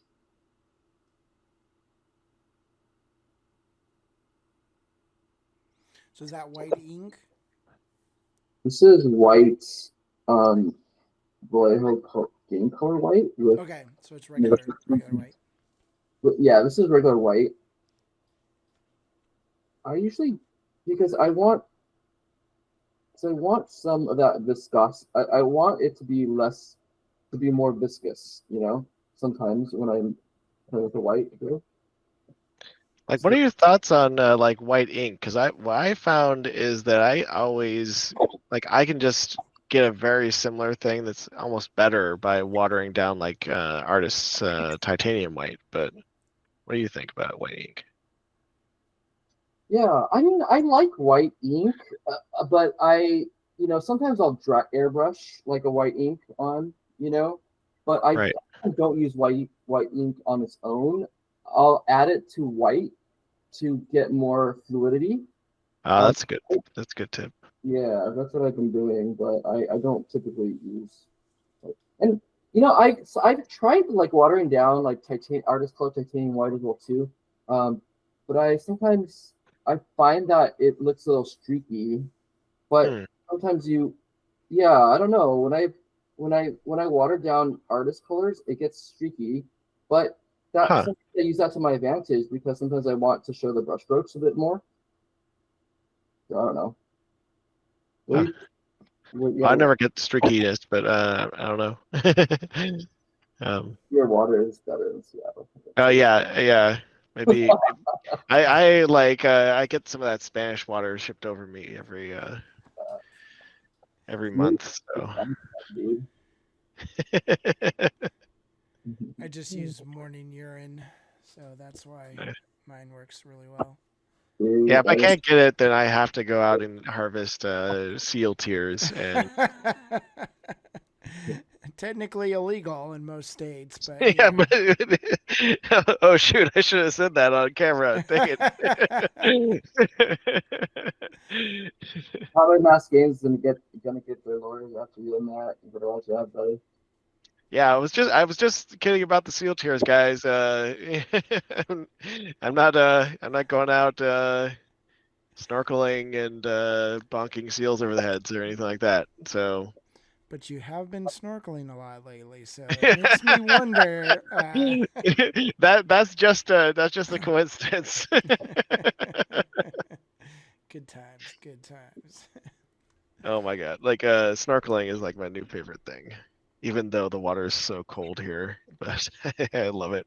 Dry suit or wetsuit or something? Or you go just No, well, getting a wetsuit might not be a problem for you, Anthony, but it turns out that the people who make wetsuits just think that everybody's like super skinny and doesn't have big muscly arms or anything like that. And yeah, they're like, if you are swimming in the water, you must be like a twig. no, that's true. You just don't. No one just looks good in a wetsuit. You know, everyone just looks like their body parts are getting squished out into like. Well, I tried to put an extra large wetsuit on, like it was the biggest one they made. It was like it was not happening. Matt, Like I could not get my arms in there. a scuba dive with Matt that are like way larger than you, and they fit, and they. Well, They're dude, I need tips then, because I've just started and I do need to get a wetsuit, because it will mean that I can enjoy this hobby for longer, into the fall and maybe even in the winter and stuff. Have you gone to a shop? I haven't like gone super intense into it because it's not quite a problem yet. Like once I get moving in the water and everything, I actually kind of like that I'm cold, enjoying it. And we're more focused on getting Ellie a wetsuit actually, because she kind of has Raynaud's syndrome a little bit. So like she gets her extremities get colder faster than normal people. So I want to get her a wetsuit first, and then I will focus on myself. But yeah, I don't need to get a wetsuit, but it's not a problem. Like once I get moving out there, like I could stay in the water, for as long as I wanted. I'm sure if I start doing scuba and diving down deeper, it's going to be a different issue. But yeah. One thing at a time. Okay. So, I sorry. I think I'm liking this kind of magenta pinky thing going on. Oh, that looks rad. Yeah, I like it. Yeah. So one thing about like bounce lights, I think you can like oftentimes people say like, look, all right, so this OSL, right? This light is going to hit here, right? It's just like ray is going in every direction, right? Like, but they're all straight lines, right? So it's gonna hit here, maybe here. But like, why are you putting some purple like down here? That there's no way that this light is gonna reach there. Well, sometimes you can take some liberties about what looks cool, but also these if you only paint the OSL to where it hits like in a straight line from the object source lighting, you're not thinking about the environment, because the environment, there could be like a rock like right here in front of her. Well, there is going to be like there's like a sentinel head, right? So that light would then bounce off the sentinel head and hit underneath here too, So or even if a person is just on a gaming base, like your brain will make sense of where you put the light, to say like, okay, maybe it's bouncing off of this thing and it's lighting up this, this other area. So I think that I think sometimes you have to, while you want physics to make sense, right? Like, don't be a slave to the physics. If it looks cool and it reads well, maybe it'll work well as well too. I know it's a little controversial, but I guess Aaron and that, what do you think about that? Do you think like? I think it goes back to your whole shiny thing with the reflections being similar up multiple pieces of armor or clothing or whatever. There's like a flow to it, and there's also a flow to the light. And sometimes it just looks better if there's a flow. Like sometimes when it just stops, it looks funny, And so yeah, I'm totally down with that. I also kind of believe in atmospheric lighting. So like when you're at a stoplight at nighttime and it turns red, and there's a big red ring around the stoplight. Is there Yeah. anything that red is reflecting off of besides the air? No, it's Yeah, it's the like fog the or whatever. atmosphere has turned Yeah. red. You know, I mean, obviously there's water droplets in the air and it's reflecting off that, right? But I use that to my advantage a lot of times with like OSL glows and stuff because it just makes it look better too. You know, you have that subtle glow on certain things, and then obviously where it's really reflecting off of, you have stronger glows. Like you know, it's like the money shot. You know, so definitely that way. Well, Anthony, you're in Chicago. I know Matt. You used to go to the Chicago Museum of Art with us. Like back, Yeah. remember when we went there like 2 or 3 years in a row? Like it was kind of on accident at first. Oh, Anthony, you were there too. Yeah, we saw Ben. So do you remember? Well, do you remember? Yeah, there's that picture with all of us under the Yeah, beam. yeah, it's in our book. Yeah. I forgot about that. But I remember there was a medieval armor exhibit, like really cool one, and I forget, it was like in the basement or something. And I remember going in there, and like it's funny because you're looking at all these metallic armors that were really ornate, and if you want to know what metal looks like reflecting, just go in that room because you'll see a lot of it. But it was funny because the way the lighting was, there was perfect lines of light going down all the arms and legs of the armor. And I was like, yeah, it does. It creates like sort of a, you know, like a trail, of color, of light, you know? And so having that, like, that's something we see every day. So like when you exclude it, even though it might be realistic, it could look weird, you know? I always tell my students, you know, it's like, how many times a day do you look at something and go, wow, that looks pretty lame? You know, that doesn't, it's real, but it doesn't look good, you know?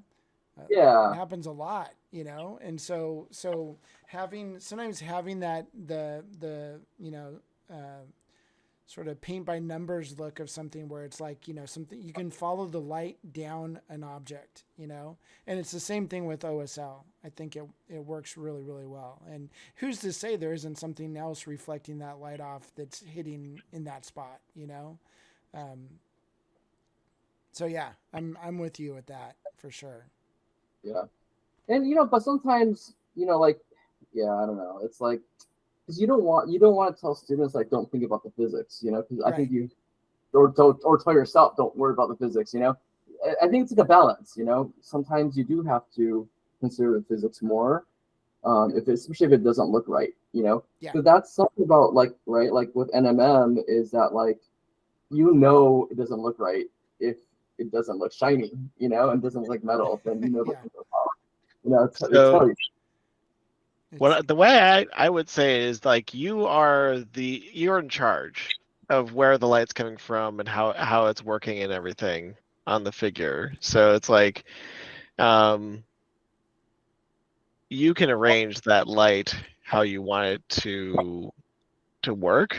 But with OSL, like there's an object and you're more restricted, right? You don't really want to like, at least when I teach things, I don't teach the, well, if it looks cool, like then do it thing necessarily, because I find that is not helpful for students. You know, students are looking for some sort of framework. They want information that's going to help them understand it, right? So I tend to not go into that when I'm teaching, because I want to focus on, you know, the more physical aspect, a framework that's going to help them learn and understand it. Right. But there is that sort of thing where it's like, yeah, maybe something does look cool, or maybe like having some light there would help you understand the shape better or something like that. And you can make these exceptions as an artist. And I think that's really a good point. I mean, I know I do that, but it's not something I teach necessarily, because Right. I think I that it's think frustrating for people, you yeah, know, yeah. when I think the point of it is if you know what the physics are and you do enough of it right, or, you know, within the laws of physics, then you can get away with those little things that are like, oh, I have one extra reflection down here or something, you know, and it just helps the scene, you know. Yeah. So that is definitely like, yeah, I've found that too. I mean, I've been to my non-metallic metal class at Adepticon, which I've taught like every year for like 10 years now. But I've had people comment, they're like, you're the first person that I've taken a class with that actually had like kind of the rules for light and how it should work, rather than just like it's a feeling, you know. Yeah. Which the feeling is very hard, because what is that feeling? I don't feel that, you know. So yeah, definitely having you don't want to be like so haphazard that, I mean, of course you say that, and then there's that person who just paints colors wherever they want and it looks great, you know, and you're like, I can't argue with it. It's not technically right, you know.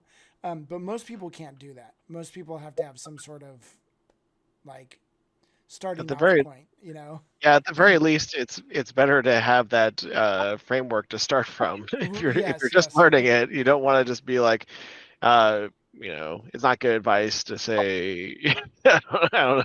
Well, if just make it look cool. You know, it's like, well, I'm also, trying. I'm really trying to make it look cool. You have to like know the rules in order to break it, and Yes. when Yeah, you totally. you can break it, right? And I think that's where your artistic choices come in, you know. And I think that's what makes artists different. Because if we all just went by the rules exactly, everything would look exactly the same. Or you could just take a photograph or something. You know,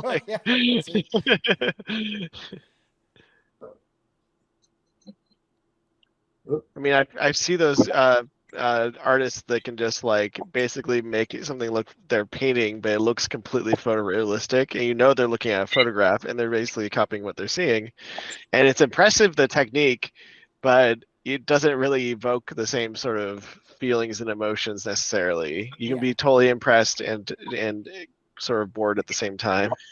So, I don't know. Yeah, because I mean, to be honest, a lot of things in life are pretty boring. but the thing is, there's a lot of stuff that's really cool, you know, and I think that's where also just immersing yourself in art and life, you know, just going and experiencing things, you'll see stuff that looks really cool. And you know, you call it like the rule of cool or whatever, but you're like, I've seen this before. I've seen it looking something like this, or you know, it might be a completely different object, but you're like, you know, like this, the magic effect coming off of her, you know, it could be like, maybe you saw something in a book or on a cartoon or something, like, I'm going to try that on this, you know, different items, but it could work, you know? And I think just immersing yourself in that is a good thing. This is really good. Like some of the stuff you're saying, Anthony, it's like really it's encouraging me to like kind of, let's make some changes just to make it look cool, and not trying to think about like, we're gonna break where's that. the lighting coming from and stuff. Well, be careful, the universe might implode. So I think, I think Scott Random actually has some money on us imploding. So. Oh, what? Oh, yeah. Oh, Scott asked if I'm part of the MM team. No, I'm not, but I'm just a friend of the MMs. I used to go to Crystal Brush every year, and I would stay at Anthony's house, and that's how I got to know him so well. And yeah, it's been great doing these streams now and working on this project. It's kind of fun. A good way to hang out more than once a year. Yeah, it's been a lot of fun. Slice bread. Okay, Scott says, I think it would be super useful for maybe filtering one color over another rather than using to achieve the main colors. Yeah, that's what Matt was talking about.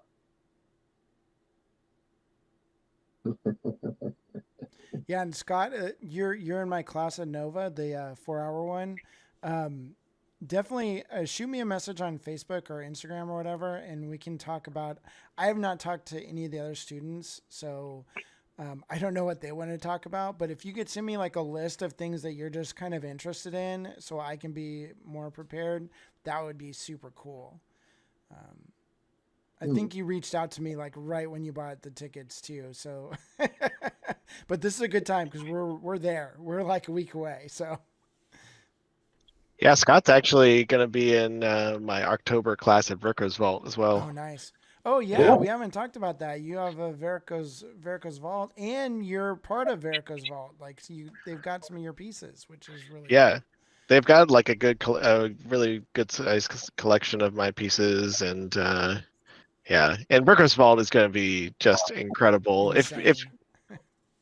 If people don't know, it's going to be the largest miniatures collection, you know, in the world probably. That's That's going on to be on. display. People It's can going to be on actually see display for it. everybody to go see. You know. So it's going to be huge when it opens, and but they have the class space finished, and we're doing classes there. So I'm doing a class in October 26th and 27th. Virgo's Vault's in Las Vegas as well, so it's a cool place to go and when it's getting colder or whatever. But the class is going to be, I call it finishing school for finishers. So I just find that there's all these classes going on these days. It's always you always start a new model, you know, and you're always focusing on the beginning of the painting, which is great. Like I think that like it's a fun way to learn how to do paint in different styles and all that sort of thing. But there was no classes on how like the finishing process and making things like look really perfect and beautiful, and you know also like just the ideas of how do we know we're finished, and you know how do we critique our own work and stuff like that. So that's what the subject of the class is. It should be pretty cool. I think it's a great idea.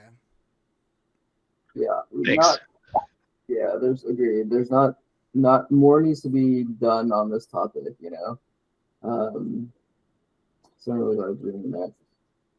So people will bring their own like, you know, work in progress or into the course, and then we'll work together on like, you know, getting a high level finish on it.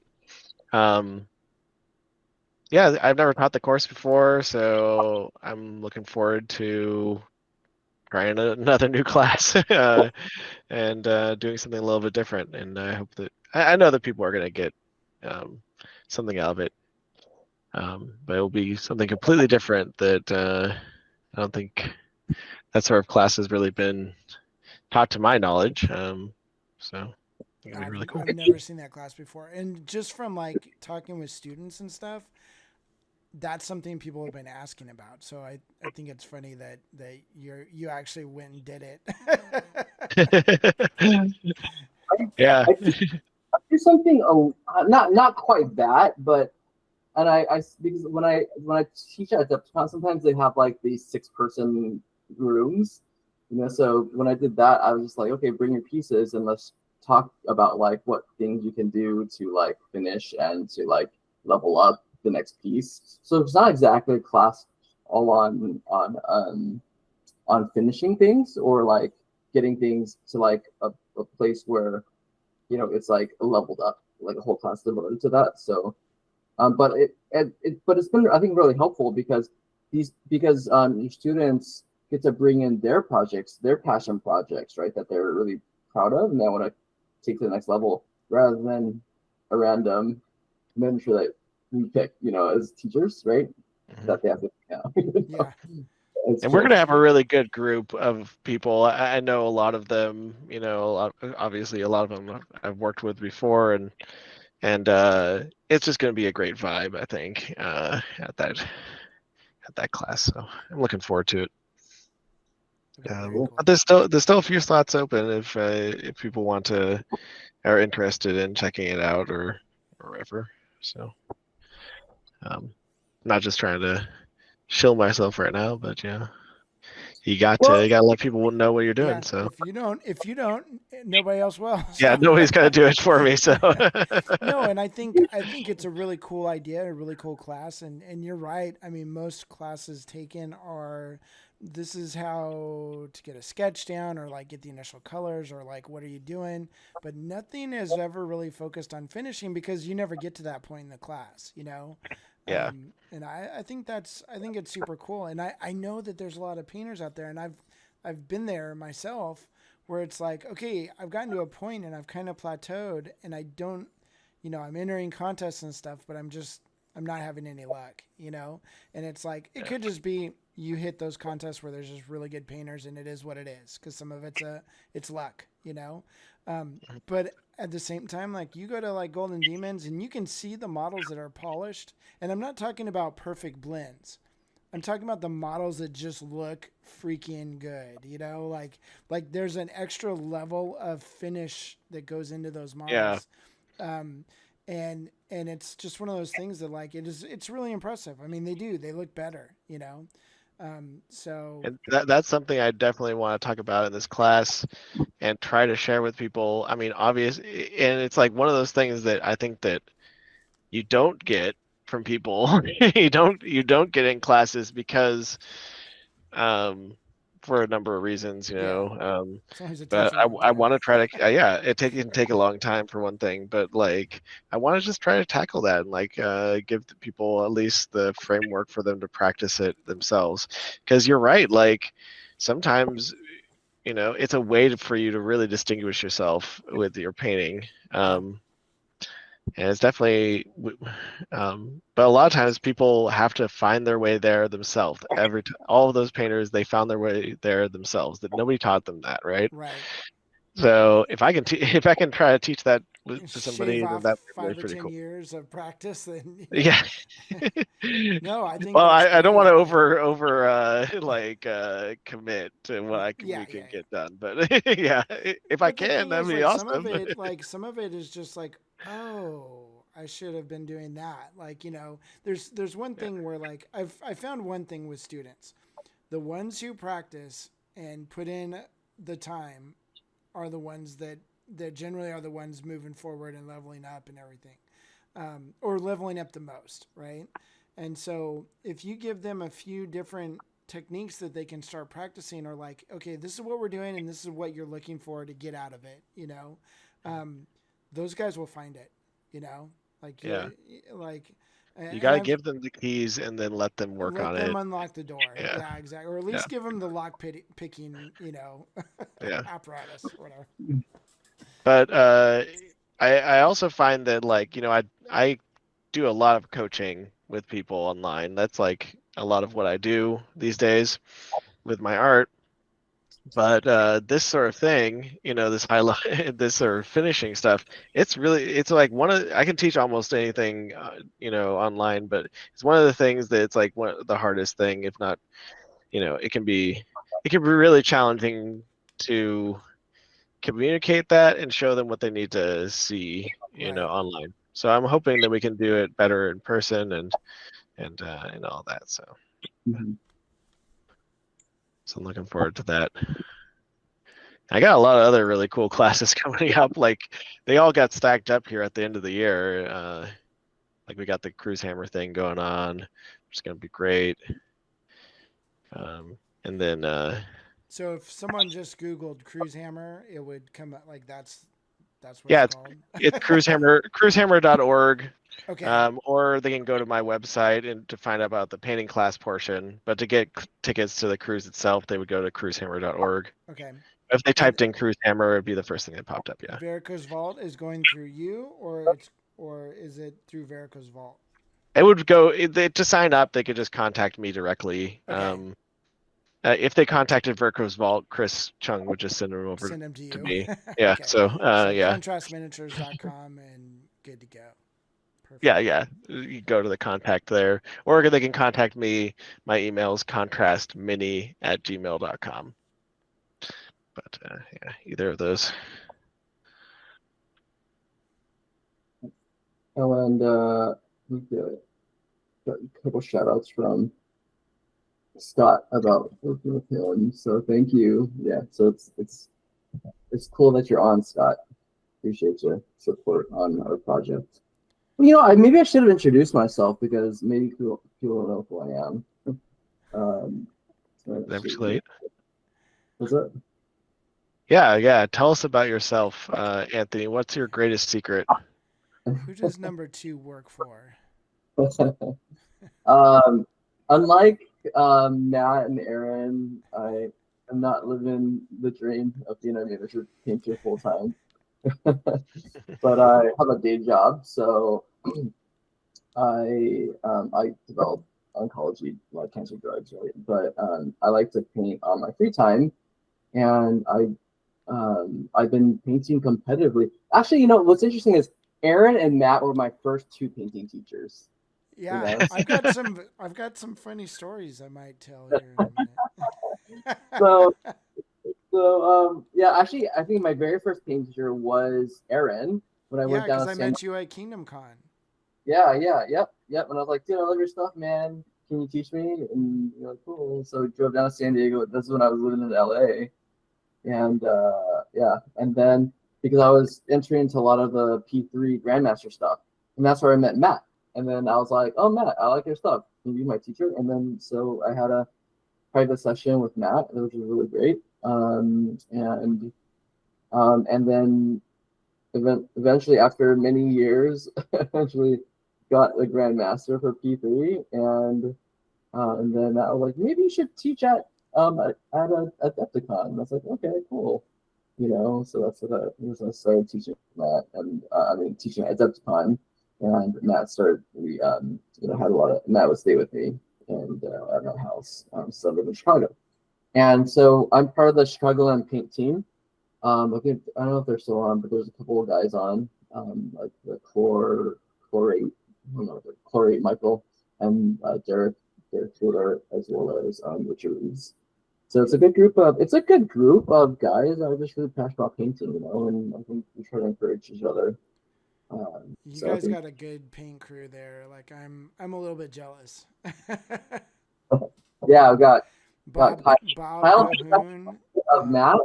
Yeah. And then we got AJ's up and comer. AJ? Wait. JT. No, JT. Yeah, I'm sorry. Yeah, JT's awesome. Sorry, JT. JT was Aaron's it's getting late at night. Like I don't know what's going on. It is it's like it's 11, right? Yeah. No, but JT is really great. JT is really cool. Yeah, there's a bunch of dudes. Oh, let me see. Scott says, venture that I have a background in registering 2D art of some sort. Oh, yeah. Yeah, yeah, so I do have a background in sketching, and I almost went to art school, right? So I was part of USC's feeder program to go to art school, but decided to do biology instead of art. But you took the smart choice.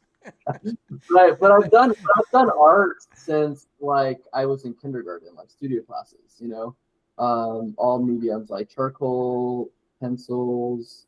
I did cartooning as well too, oils, acrylics, pastels, watercolors, everything. So, but yeah, so I think drawing in 2D is actually really important, and it's really helpful to when you paint 3D because you use a lot of the same concepts, So I would really highly recommend Scott or anyone really to go out there and get your sketchbook out, right? And sketch something or paint something. That's something that Kyle Dalton organized for the Chicagoland paint team. He was able to make it, but he organized a plein air painting session where people went out into the park and just sketched and painted. Nice. Cool. Kyle's a NorCal guy, right? No, Kyle's here. Kyle's in Chicago. He's in Chicago. Okay. Yeah, Who am I he's over thinking? I'm thinking of There's somebody else then. there's a couple NorCal people that are part of the group. They're kind of transplants, maybe trying to start something up in their community to learn how we're doing things. But They it's all speak Valley Girl. Derek Clausen, Um, Mini Monster Pinks, I think. Is there, and also I think Devin as well too.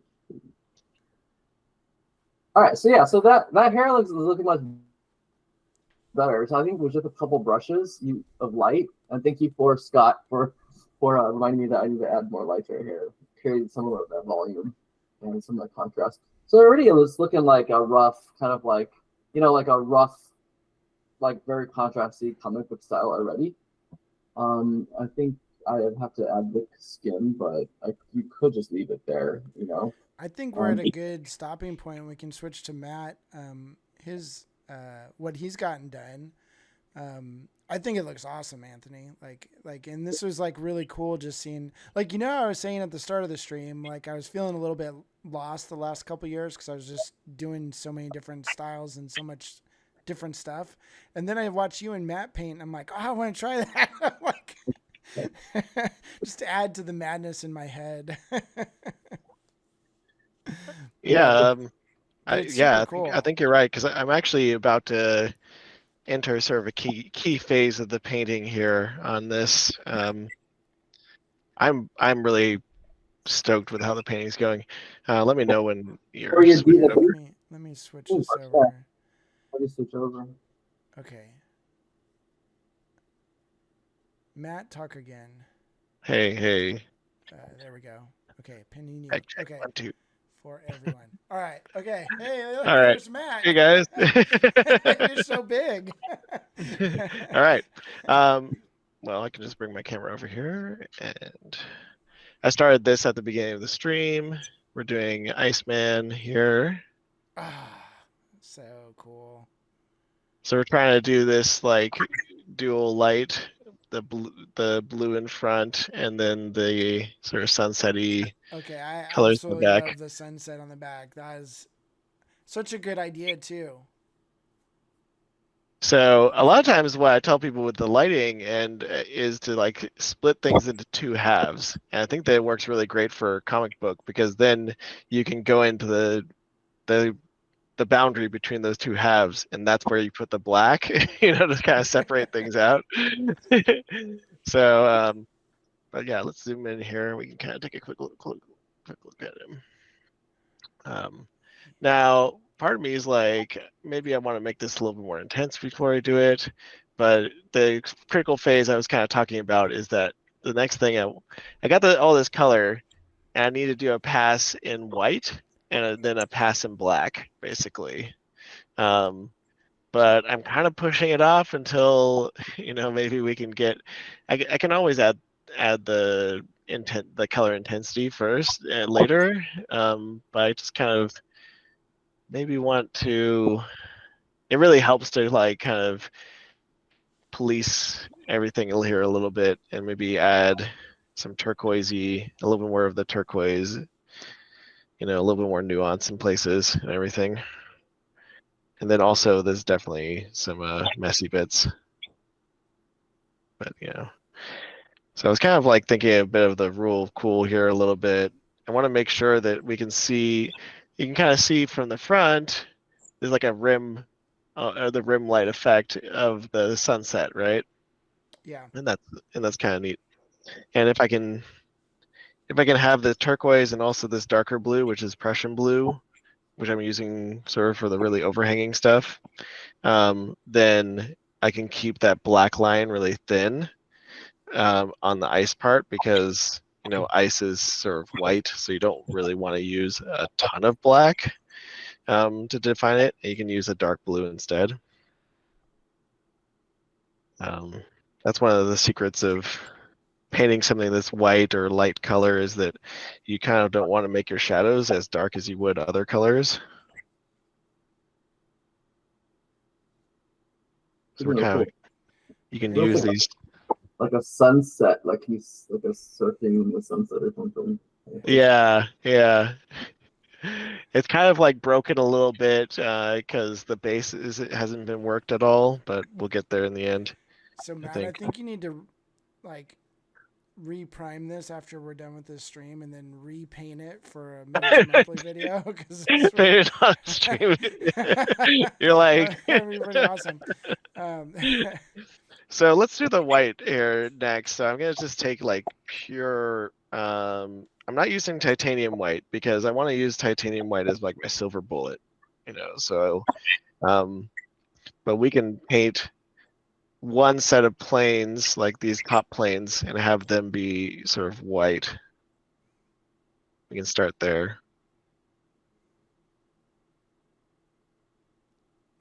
So I'm just kind of like, I'm actually painting that whole plane.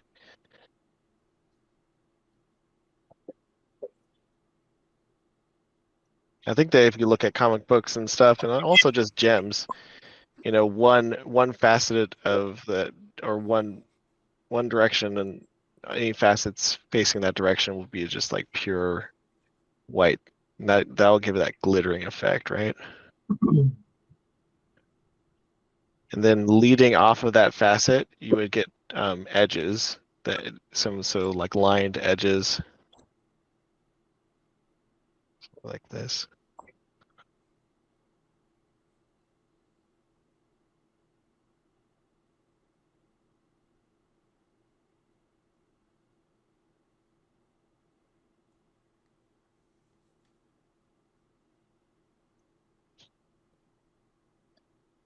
I love you're talking about like that transparency and your brushstrokes. I think that they look really cool. I mean, I think this is a really cool example where you don't want to be totally blended, or else it'll you won't get that kind of transparent layered effect of like different facets of ice, right? It's really great. Yeah, and you can always like smooth and blend stuff at any time, but once something is smooth and blended, you know, to make it change is kind of costly. That's why I tell people. Also, like, you know, smooth and blended is not so much that comic booky look. So here we can kind of almost do that light rays going through this sort of thing. And you can use this white to sort of start to concentrate us, the composition a little bit. You can actually see how like an additional layer of white is getting brighter, because white is, you know, is more transparent, and we're using that to our advantage here. We have the intense color underneath, and then we can use multiple layers, each one painting a smaller and smaller area, building our way up. Oh, I didn't need to get out of the frame. Let's see what's comfortable, and we get this. yeah, I like how that light right there kind of centers you right into his body. Yeah, and you can kind of see how there's like this line going this way. It'll point here. We can have a light, like a vector that goes up this leg.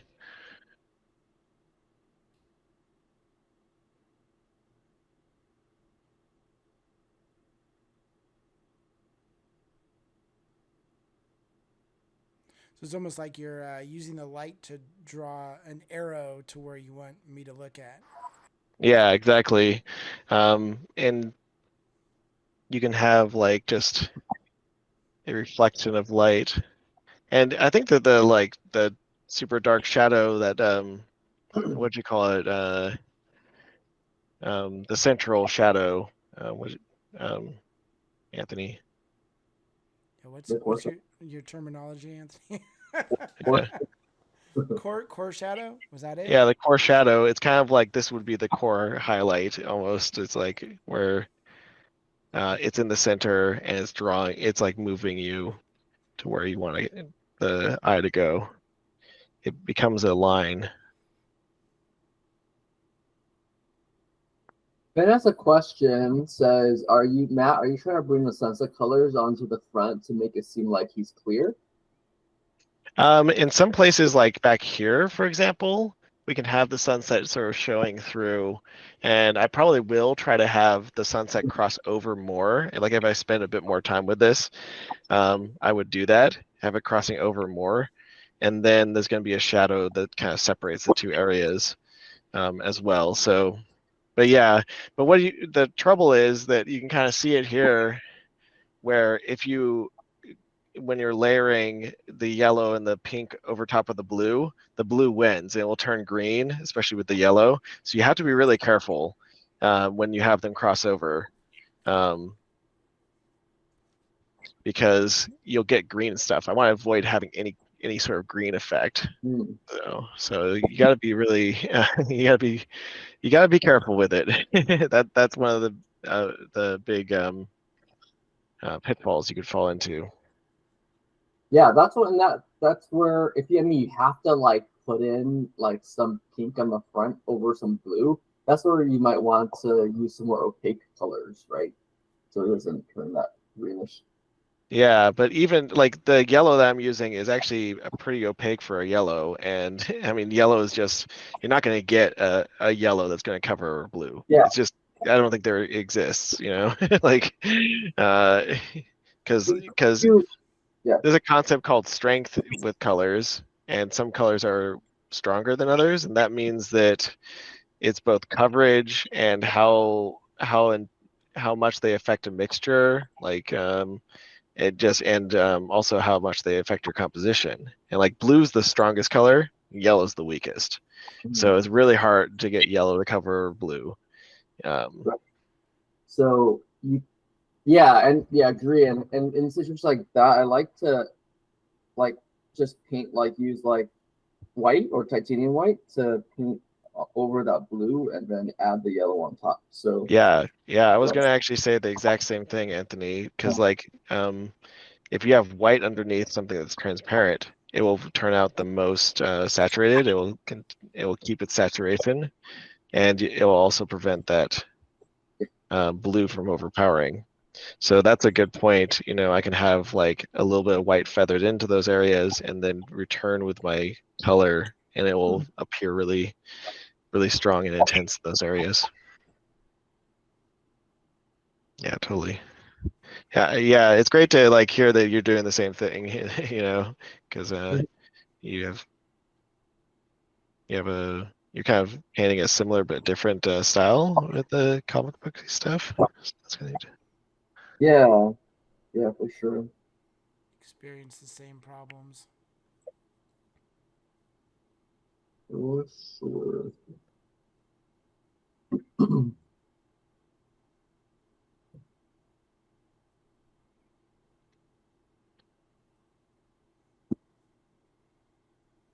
It's really fun because like this white pass, it really like brings everything together. I think the black does the same thing as well, but I like to get those colors on there first.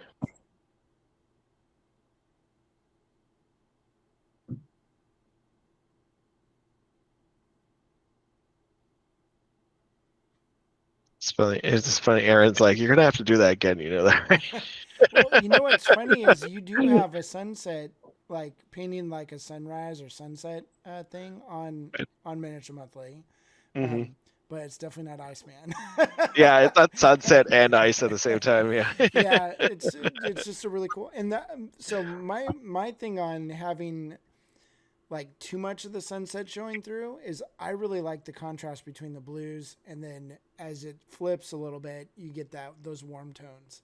And like I would hate for it to be like you end up with too many warm tones in the blue.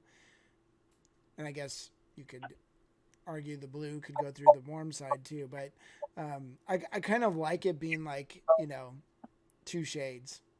Like it's very good contrast. Let's see if I can get this better in screen here. And what we're gonna have to do is when we play the game with Dallas, we'll demand that they have like reddish orange lights so that it's sunrise or something. Only on the side that Matt's on. Yeah, only on the side that Matt's on. Yeah, like we'll have like a lighting gaffer guy or something. Like just walk around behind him with the light. Poor Matt will be sweating Yeah, profusely. It's just so hot. I'm just like dripping sweat. Like, can I get some water, guys? Like halfway through the game, he changes the sunlight side to just blue again. It's like, oh. I'm like stripping off clothes. Oh yeah. Oh yeah, it's gonna get intense this game. I see. That's how we'll distract Dallas. But you're a secret weapon. Yeah. See, we're already strategizing. We can't beat him fair and square, so we Right, gotta we're gonna do we it. gotta We're play gonna a little blind dirty. him. We're gonna We're gonna Ben distract Whitney just him. said Matt's entire team needs to be two-tone sunset. You've done this to yourself, Matt. Oh no. I like that suggestion though, you know? Color constant, environmental constancy. My team's gonna be in the pitch black setting, so I don't have to do anything. It's just I'll use that the what's the world's blackest black. Black 3.0 or whatever. Yeah, Black 3.0. It'll be the whole thing. I think Dallas would be a little disappointed. Would be funny though. It would be funny. I would laugh. You know, I really, Matt, I really like that you're using these pastels. I feel like that's like not colors that we typically see, you know? Yeah. That pastel blue is really pretty. Yep. Thanks. Yeah, I love this. It's like the little turquoise with white mixed in. Makes a great pastel blue.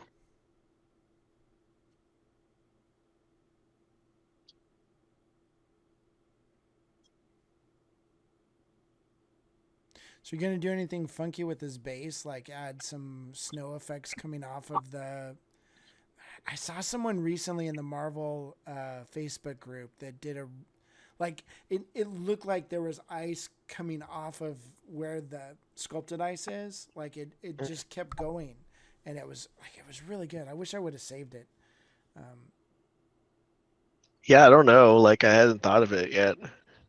I'm just kind of Like you know I just how kind of like in cook the this up. movies and stuff, like there's like that Flowers crackly go. that kind of just continues out from the effect itself. Something like that. Well, I think that like it'll be enough with sort of the sunlight on the Yeah. base too. I think I got enough things to worry about, but we'll see what we come up with. Yeah, so I'm just kind of concentrating that white in the center here. It could be, that's kind of like a real cool thing there. It's kind of like a reflection coming off of it. So we're using it on both sides here. And again, using that white as kind of like a line that kind of guides us through the piece a little bit.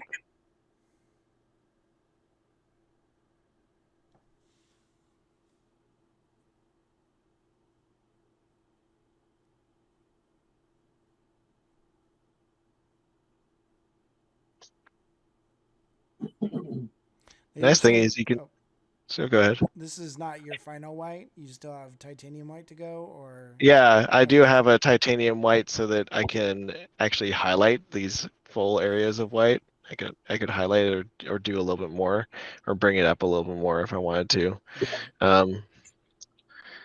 So, but I'm using AK, the white from the AK model range. I really do like that white because it's got a really good balance of flow and opacity. Just a normal white, Matt.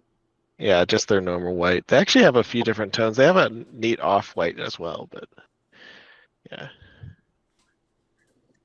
I can grab the paint here. And I'm actually using it at like very high viscosity, like almost no water mixed in.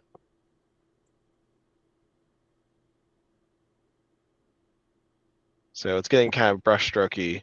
What I don't want to do is like try to blend this out, because then it would like sort of, it would desaturate all of the colors we have in there, and they're already pastel. So, you know, I don't want to do Yeah. that.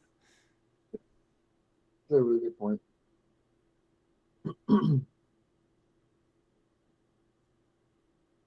So it's just kind of like hitting particular angles. You see this angle here, it's like we paint that whole angle, you know, and then edges coming off of that, and then everything else is like preserved, not getting any white at all. So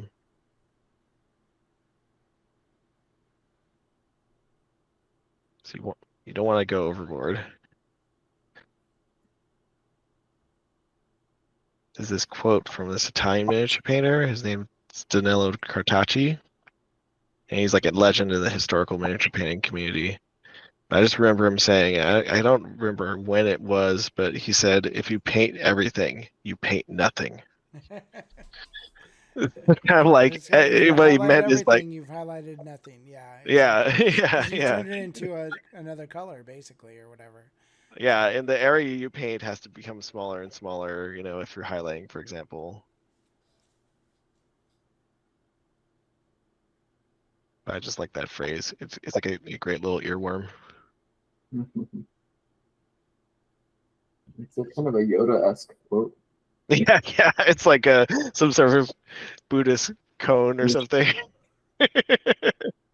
Ponder this phrase. Come back and tell me its meaning. I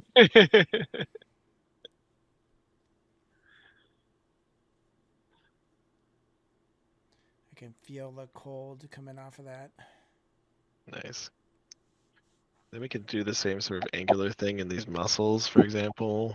Get a Just little off camera. Oh, sorry. Yeah, when I change angles, I have to make sure. Yeah.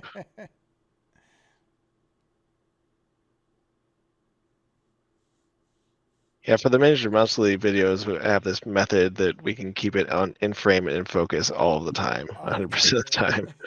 But you know, when we're doing this, here. yeah. But I'm used to this as well, because when I'm doing demonstration as part of my online coaching, you know, we're kind of doing it this way. So Yeah. At least here you have somebody tell you you're off camera, whereas when you're filming by yourself, you just turn on the video and you're like, oh crap. yeah, Like 90% of this video is unusable. I'm gonna have to reprime that and do it again. Good night, Ben Whitty. Good night, Ben. Night. Love the stream. Thanks for joining us. Oh, Ben's, I forgot to mention, Ben is also Shadowland Painting Team. Oh yeah. Oh, cool. Yeah. Cool. Hopefully, Yeah, I've doing seen stuff. a lot of new names here this time. So hopefully we can just keep sort of getting the word out. And Yeah. the cool thing is everything's recorded and it's on Miniature Monthly's YouTube page, and it's free to watch whenever people want to. So hopefully, you know, there'll be some good content for people to come back to. If you're not immediately, can you still watch it? What's that? If you're not part of Miniature Monthly, can you still watch it? Yeah, it's just on our YouTube page. It's free to watch. It's in the Adepticon Showdown whatchamacallit playlist. So it's like, yeah, I made a playlist just for our streams, and so you know, and then if yeah, pretty much any content we make for this, because that was one of the things that I told Dallas was, you know, everything would be free for everyone to watch. So yeah, that we do here. Because so. I want to give Ben a shout out. So I'll just tell, I forgot to say that, but it's rewatch it. But he's actually been painting a lot of really cool stuff on the Marvel page too. The cool. MCP page. Oh, there's so much amazing stuff. I was actually thinking, like, as another thing that we could do in this show is maybe put out the word on the Facebook page and just see, like, ask people to submit photos, and we could, you know, review them, or, you know, like maybe like 5 per, you know, time we do it or something. but then like kind of give our takes and like maybe things that they could, helpful hints or something for people. That might be kind of fun and have it community interaction. Oh, that could be neat. Like we could kind of do it like we do coaching too. We could even load it into Photoshop and Yeah, we could actually do that too. So that's like something we can think about for future shows. I think it's like it's good for the community and stuff. So Yeah. Also just celebrate people's like the risks that they took, right? And what they're yeah, trying to do. yeah. Like Oh yeah, that, for sure. we could just go through and find like models that we like on the page and just be like, dude, this is really cool. Like that other I like Iceman that I saw. It's a great idea, Yeah. Yeah, I like painting together too, though. Yeah, I'm actually starting to We really could- look forward to these sessions. You're next up That's- next month, Aaron. We're gonna see you paint something. Yeah, I'm next up. The pressure's on. Mhm. I got to get it done in half an hour. Yeah, and don't mess up. So That's one thing I'm not afraid of doing is messing up. I do that plenty, so well practiced. yeah, I think maybe we'll end that shadow here. And it's like, man, I gotta be really careful putting black on this. Yeah, I'm almost thinking like, does it need that much? Like, who knows? Yeah, does it need it? We could just use that dark blue. I But, love the dark blue. The dark blue looks so good. Yeah, that looks really good, dude. Like, gotta risk it for the biscuit. Watch Matt ruin a nice paint job in 3, 2, 1. Oh, geez, man. Ah! Yeah, do it low. You start out low. Get low. Funny thing is, I think that does like nail the sort of comic book style though. Yeah. You want to sort of nail Because that. I think even in the comic book, it would have some black somewhere. Sure. So you kind of want to like do it start low and then look at it from the front and see what the effect is. Because you can kind of see how it's giving it that like sort of lined look. But you definitely don't want to like take too much. I think if we do it like, in this lat area and in between on the underside of his legs and stuff like that, we can really get a good effect. But at the same time, I think I also need to actually be a little bit cleaner with the dark blue and stuff. I was kind of moving a little fast. We can actually see quite a few holes and stuff if we look underneath here, for example. So, it's probably a little premature putting this black in, but we'll maybe just do a little bit. So people get the idea. Get the idea across. Yeah, that's one thing that I absolutely hate about painting fast sometimes is you'll end up with those like it's like little popcorn pockets of white showing through or whatever, and it's like it drives me nuts because I'm like, I thought it was fine, and now I got to go back through and fix all these little holes. Yeah, totally. You gotta fix them because because otherwise you take pictures and it all shows up. That's what the clone stamp's for. Yeah. I'm just joking. What? That's what the clone stamp's for. Yeah.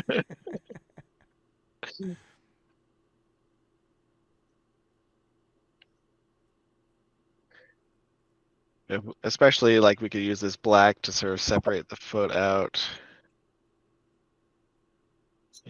And the underside. It's kind of like it lets us go one step darker than that blue. But you have to be really judicious with it because if it's too big, Yeah. just kind of. You can't be like Gambit where you paint the whole bottom side of the yeah. black. No, I gotta be a little bit more judicious with it. Yeah. That's why this model is gonna take more than 2 hours to paint.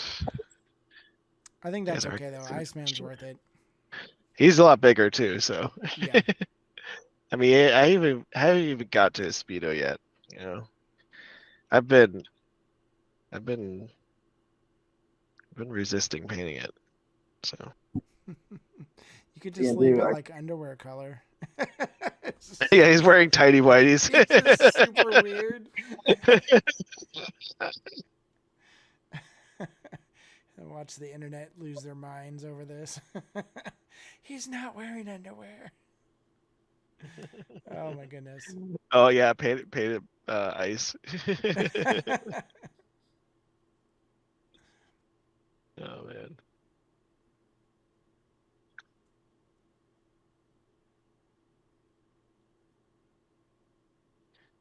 Because then we have to ask the hard questions, like, can he use his powers with his underwear on, or does he have to take does those he off? take it off?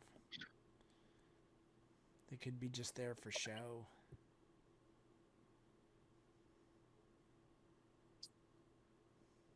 it's like same Hulk. I wonder when Bruce Banner turns into Hulk, does he just wear very stretchy underwear, stretchy purple pants, or what? This is a good question. I don't have the answers for you, Anthony. They're just thinking. You know, it's funny when I painted the box art for this. I'm pretty sure I painted his underwear just ice, because Yeah. because the I was just copying whatever pictures they had sent, and I'm pretty sure everything just looked like ice. Like It is, right? Like, did you? Yeah. I mean, it'd be funny if it's not supposed to be, because I painted it wrong then on the box art. Oh my! So you're saying I'm messing it up right I now? think you're messing it up, but it's okay, Matt. We'll, there's Oh, always someone in the team that lets everyone down. Yeah. Usually it's you, but like Usually this it's time me, but it's for me. once in my life, man. It is just white, but Yeah, it's it all this works is out. maybe in this part of the multiverse he wears cold resistant speedos. Yeah, maybe knows? as it gets, he's so cold that the fabric just freezes. So I don't know. And I want more of that blue though. You guys are right. You could give I'm him looking some at the skid camera marks. now. I'm like, oh man, yeah. The blue's gorgeous, but I also I think it's more gorgeous because you have all the sunny tones on the other side. Like it would be cool without it, but I think that contrast just makes it work.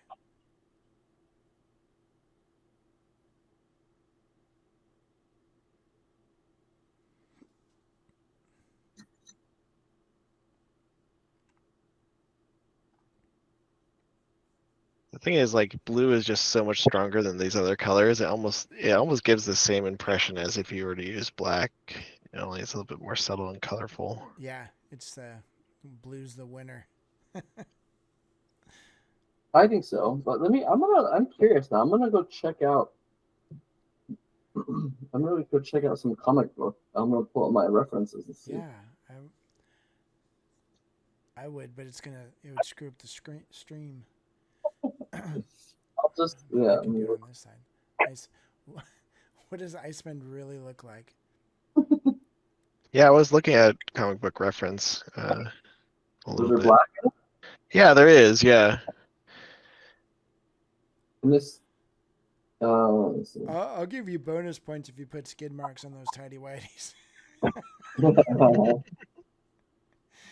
I wonder if give us it's the something to skid talk marks be on about. inside. I Yeah. mean, like.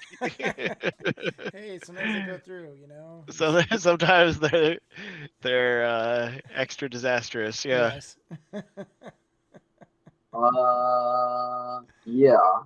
Yeah, Matt. I think yeah, when they use black, it's very thin and it transitions pretty quickly to blue, which I think. But you also put it very sparingly. I think the Astonishing Iceman, it's like kind of thin. But then the white is so much strong. There's a big, very large blocks of white. I guess. Yeah. That's kind of what we're doing. So yeah, cool. It's like in line. Yeah, are you did you this sunset? Did you find a reference for this? Yeah, I did. Right. Maybe we're looking at the same picture. Yeah. Yeah. It looks good. This cover, yeah, Astonishing Iceman. Yeah. I saw that. I'm like, oh man, I think I want to try that. Yeah. His all his clothing is just ice. So Yeah. Well, Okay, I'm so I gonna have didn't do to. it wrong. Thank God. That kind of scared me. I was like, it's like the ultimate blunder. hey man, hey Disney approved this, so you know Yeah, whatever. yeah. Hey, it's Disney approved, so it's got to be right, right? Yeah. But I'm pretty sure I just copied whatever they sent me. So it's funny because like you know how it is, Matt. When you just have like concept art that you're working off of, and that's what they want. Yeah. There's not a whole lot of thinking, except for maybe like, can I add a little bit more depth to the colors or something? But otherwise, it's just like, okay, well, he's blue. Yeah, you really don't want to do That's it it. different than that concept art. Yeah, Like because that's what they anybody want. out there who wants to be a studio miniature painter, Yeah, yeah. When you you ain't like the art they give you. Don't try to change anything. right, Like you will get in trouble every time. Yeah.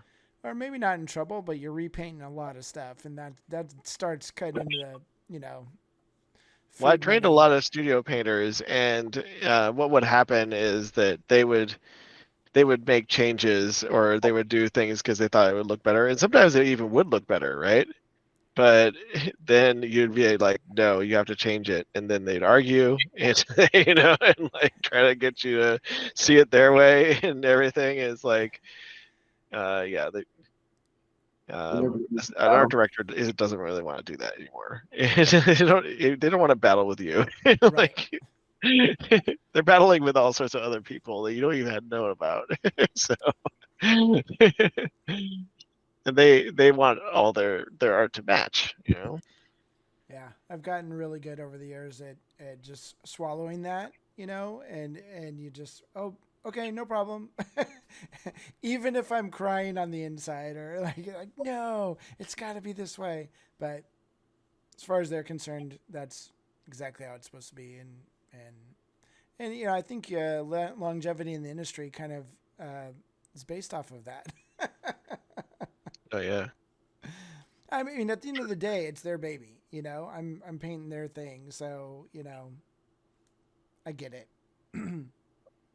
Yeah.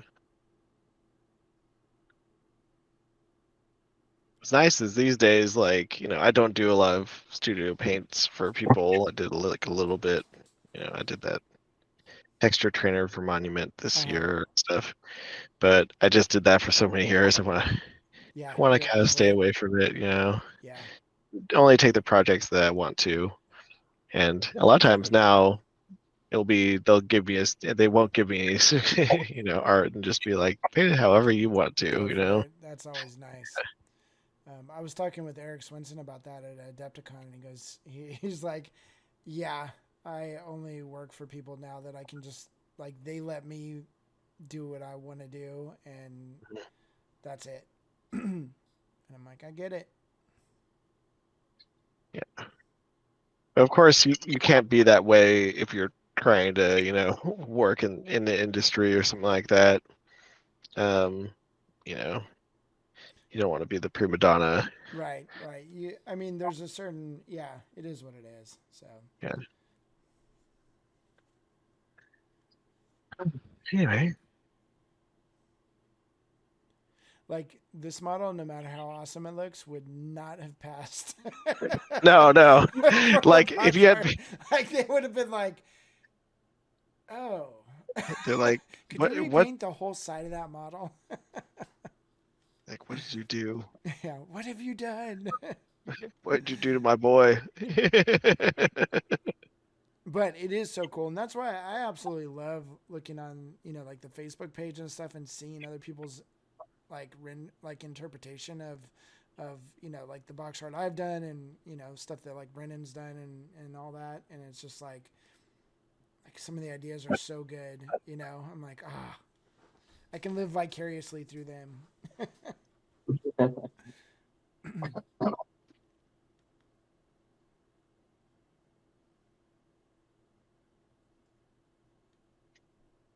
What's nice is once we get colors on here, we can kind of switch back and forth and everything, and kind of mess with stuff.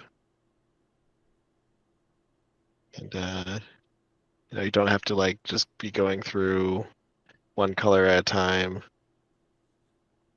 And I think that's the time when I'm kind of thinking more about that rule of cool type stuff, Yeah. You kind of step back or look at it in the camera and Yeah. How would this look do. better, or what's not working here? You know. Yeah.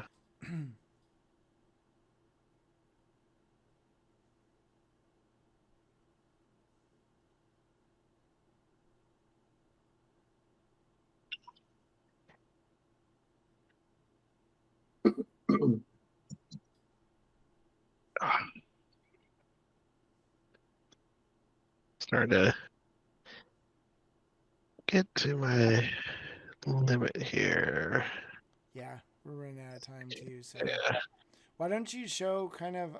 Do you have you put any of the titanium white on? Oh no, I Just haven't as done a that fun, yet. maybe you could show just a couple spots there, and at least then if somebody's watching this Yeah, I'm not sure in the how future it's going to show up on camera, but camera, but let's say we have this spot here where we made this like pretty bright area.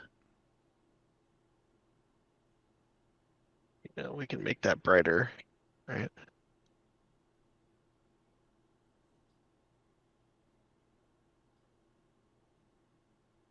and it's funny you wouldn't think it would be that much whiter, but it actually is. Between titanium white and regular white. Yeah, no, it'll look like, oh, we have it's full white, and then you put the titanium white on, you're like, whoa. And the crazy thing is, you can do another pass with titanium white, it gets even whiter. Yeah. Does titanium white have a little bit of like semi-gloss in it, or is it's just Yeah, I would white? say that a lot of times it has like a slightly glossiness to Yeah, it. so there's a little bit of reflection going on too, which Yeah. helps with the. Because like I can see when it's wet, you can totally see it. You know. Um, But it's not like super intense. It's not where most of the extra brightness is coming from or anything.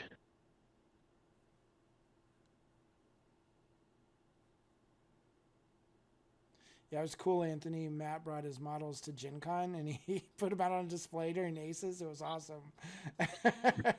They looked really good. Yeah, I mean it was fun actually having them I was teaching my like 1 hour speed painting, the sketch Uh-huh. style speed painting class. And then they're like, oh man, these are great because I'm showing the 1 hour speed paints. In the case are my 2 hour Yeah, speed paints. paints. And then then it'd be like, and these models over here are the 2 hour speed paints. And if you want to see that, like, and then it'd be Throw in the like, towel. whoa.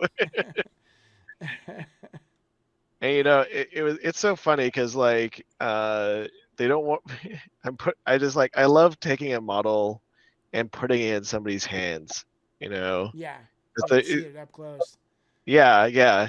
And I mean these models you could drop them on the floor and nothing would happen to them because Right. they're like which is awesome, but they're still holding it like They it's a better be precious that way because we're object gonna or be something. playing with them. Oh yeah. Because I'm going to be picking your models up and tossing them. Yeah, so whatever. We'll do the whole like when they die or whatever. You smash them on the ground. Yeah. When you die in the game, you die in real life. Yeah. Oh, that'd be awful. Is that Iron Man? I would be so sad because not for the fact of the time lost. It would be more like I just got my army painted. Like It just I did finally that. have something to play with, and then they all get broken. Yeah, don't give out Dallas any ideas. Yeah, I know. You'll get the meat grinder out or something, Yep. and You get the slap chop out, yeah, put them in there. good times.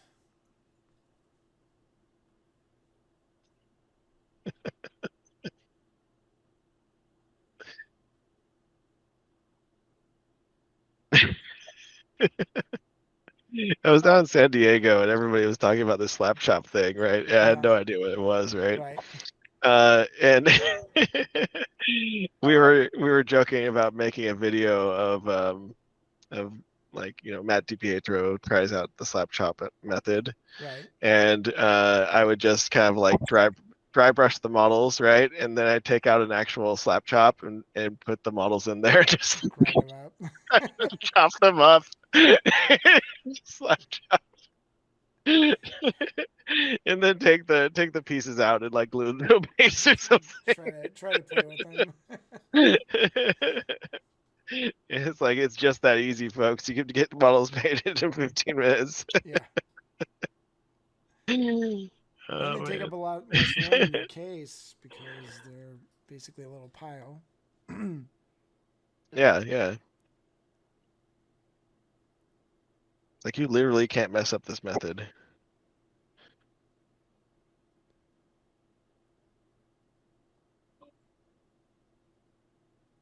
Kind of getting low on camera again. Sorry about that. Yeah, so you can kind of see how like that titanium white's like adding that extra to it, right?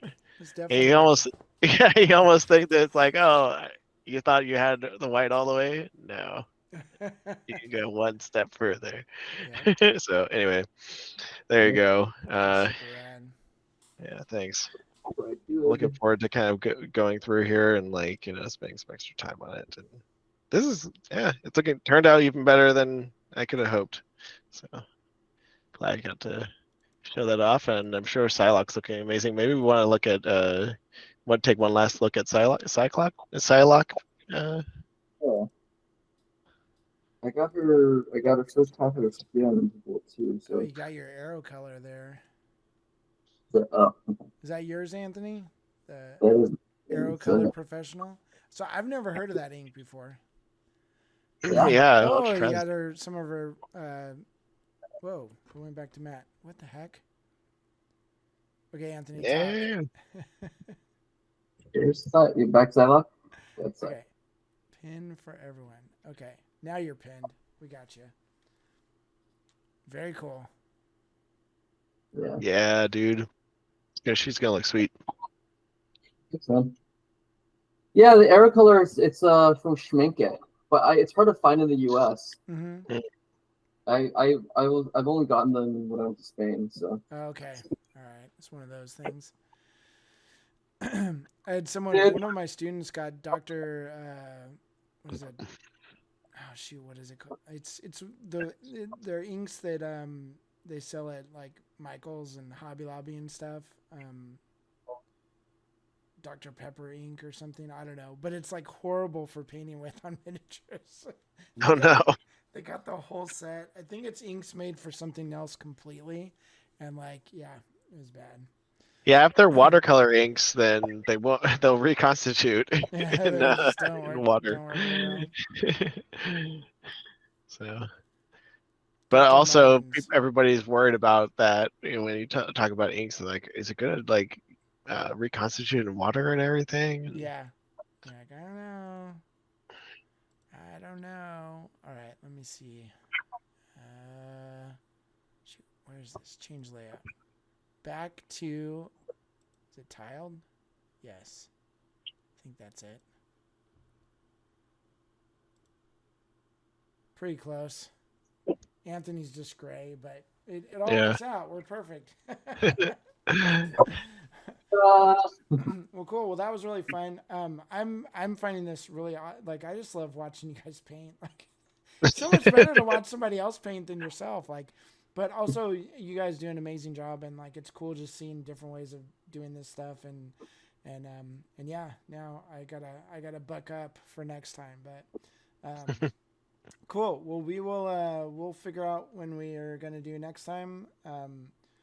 Luckily, I don't have 2 cons in 1 month again. That'll be nice. So I don't know what date we'll do it, but we'll figure it out. Whatever. But excited to see what you paint, Aaron. Yeah. We're doing it once a month at this point, and it'd be great if people come back to join us again. And it was great to have a few more people, and it was nice answering everybody's questions and Yeah.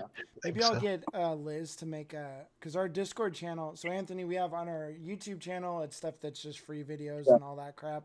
On our Discord channel, we have stuff for patrons, but we also have a big area that's just free for all. So like whoever can come in there.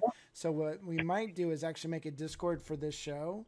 And then that way we can maybe next time we'll tell people, hey, if you guys want to post some pictures, and then that will get that started. And then maybe the next week or the next month we can start getting it off of like the Marvel Crisis Protocol channel, and maybe even just doing some reviews of stuff we liked, like stuff we've seen, and sort of pump up some other people, which I think would be really cool too, because there's so many good painters out there like doing awesome stuff. So should be pretty cool. But For show number 4, maybe we can try to lure Dallas in, a wild Dallas in here to kind of to at least troll us a little bit. yeah, maybe drop some hints of what he's not doing. yeah. Yeah, that'll See be if we can cool. do that. Yeah, we could definitely. That could be fun. We'll see if we can get him to do something like that, and yeah, we'll get it I going. mean, paint too, so he's up for it. Like if he wants he's that, down for it. He's got that. Well, he showed us some pictures of a cool like custom piece he's doing, and maybe he wants to show it off. That would be super cool. It'd be sneak peek only here. Yeah, exactly. And I've got to change our logo here because it's like not even the right name of the show. Marvel Crisis Protocol Challenge. I tried to do it right before we got on here, and I couldn't find the actual file, like how I made that. So I'll find it somewhere. It's got to be somewhere on my computer. But anyways, cool. Well, as always, it was great hanging out with you guys, and yeah, we'll see you. We'll see you next time. Yeah, it's been great. See you guys.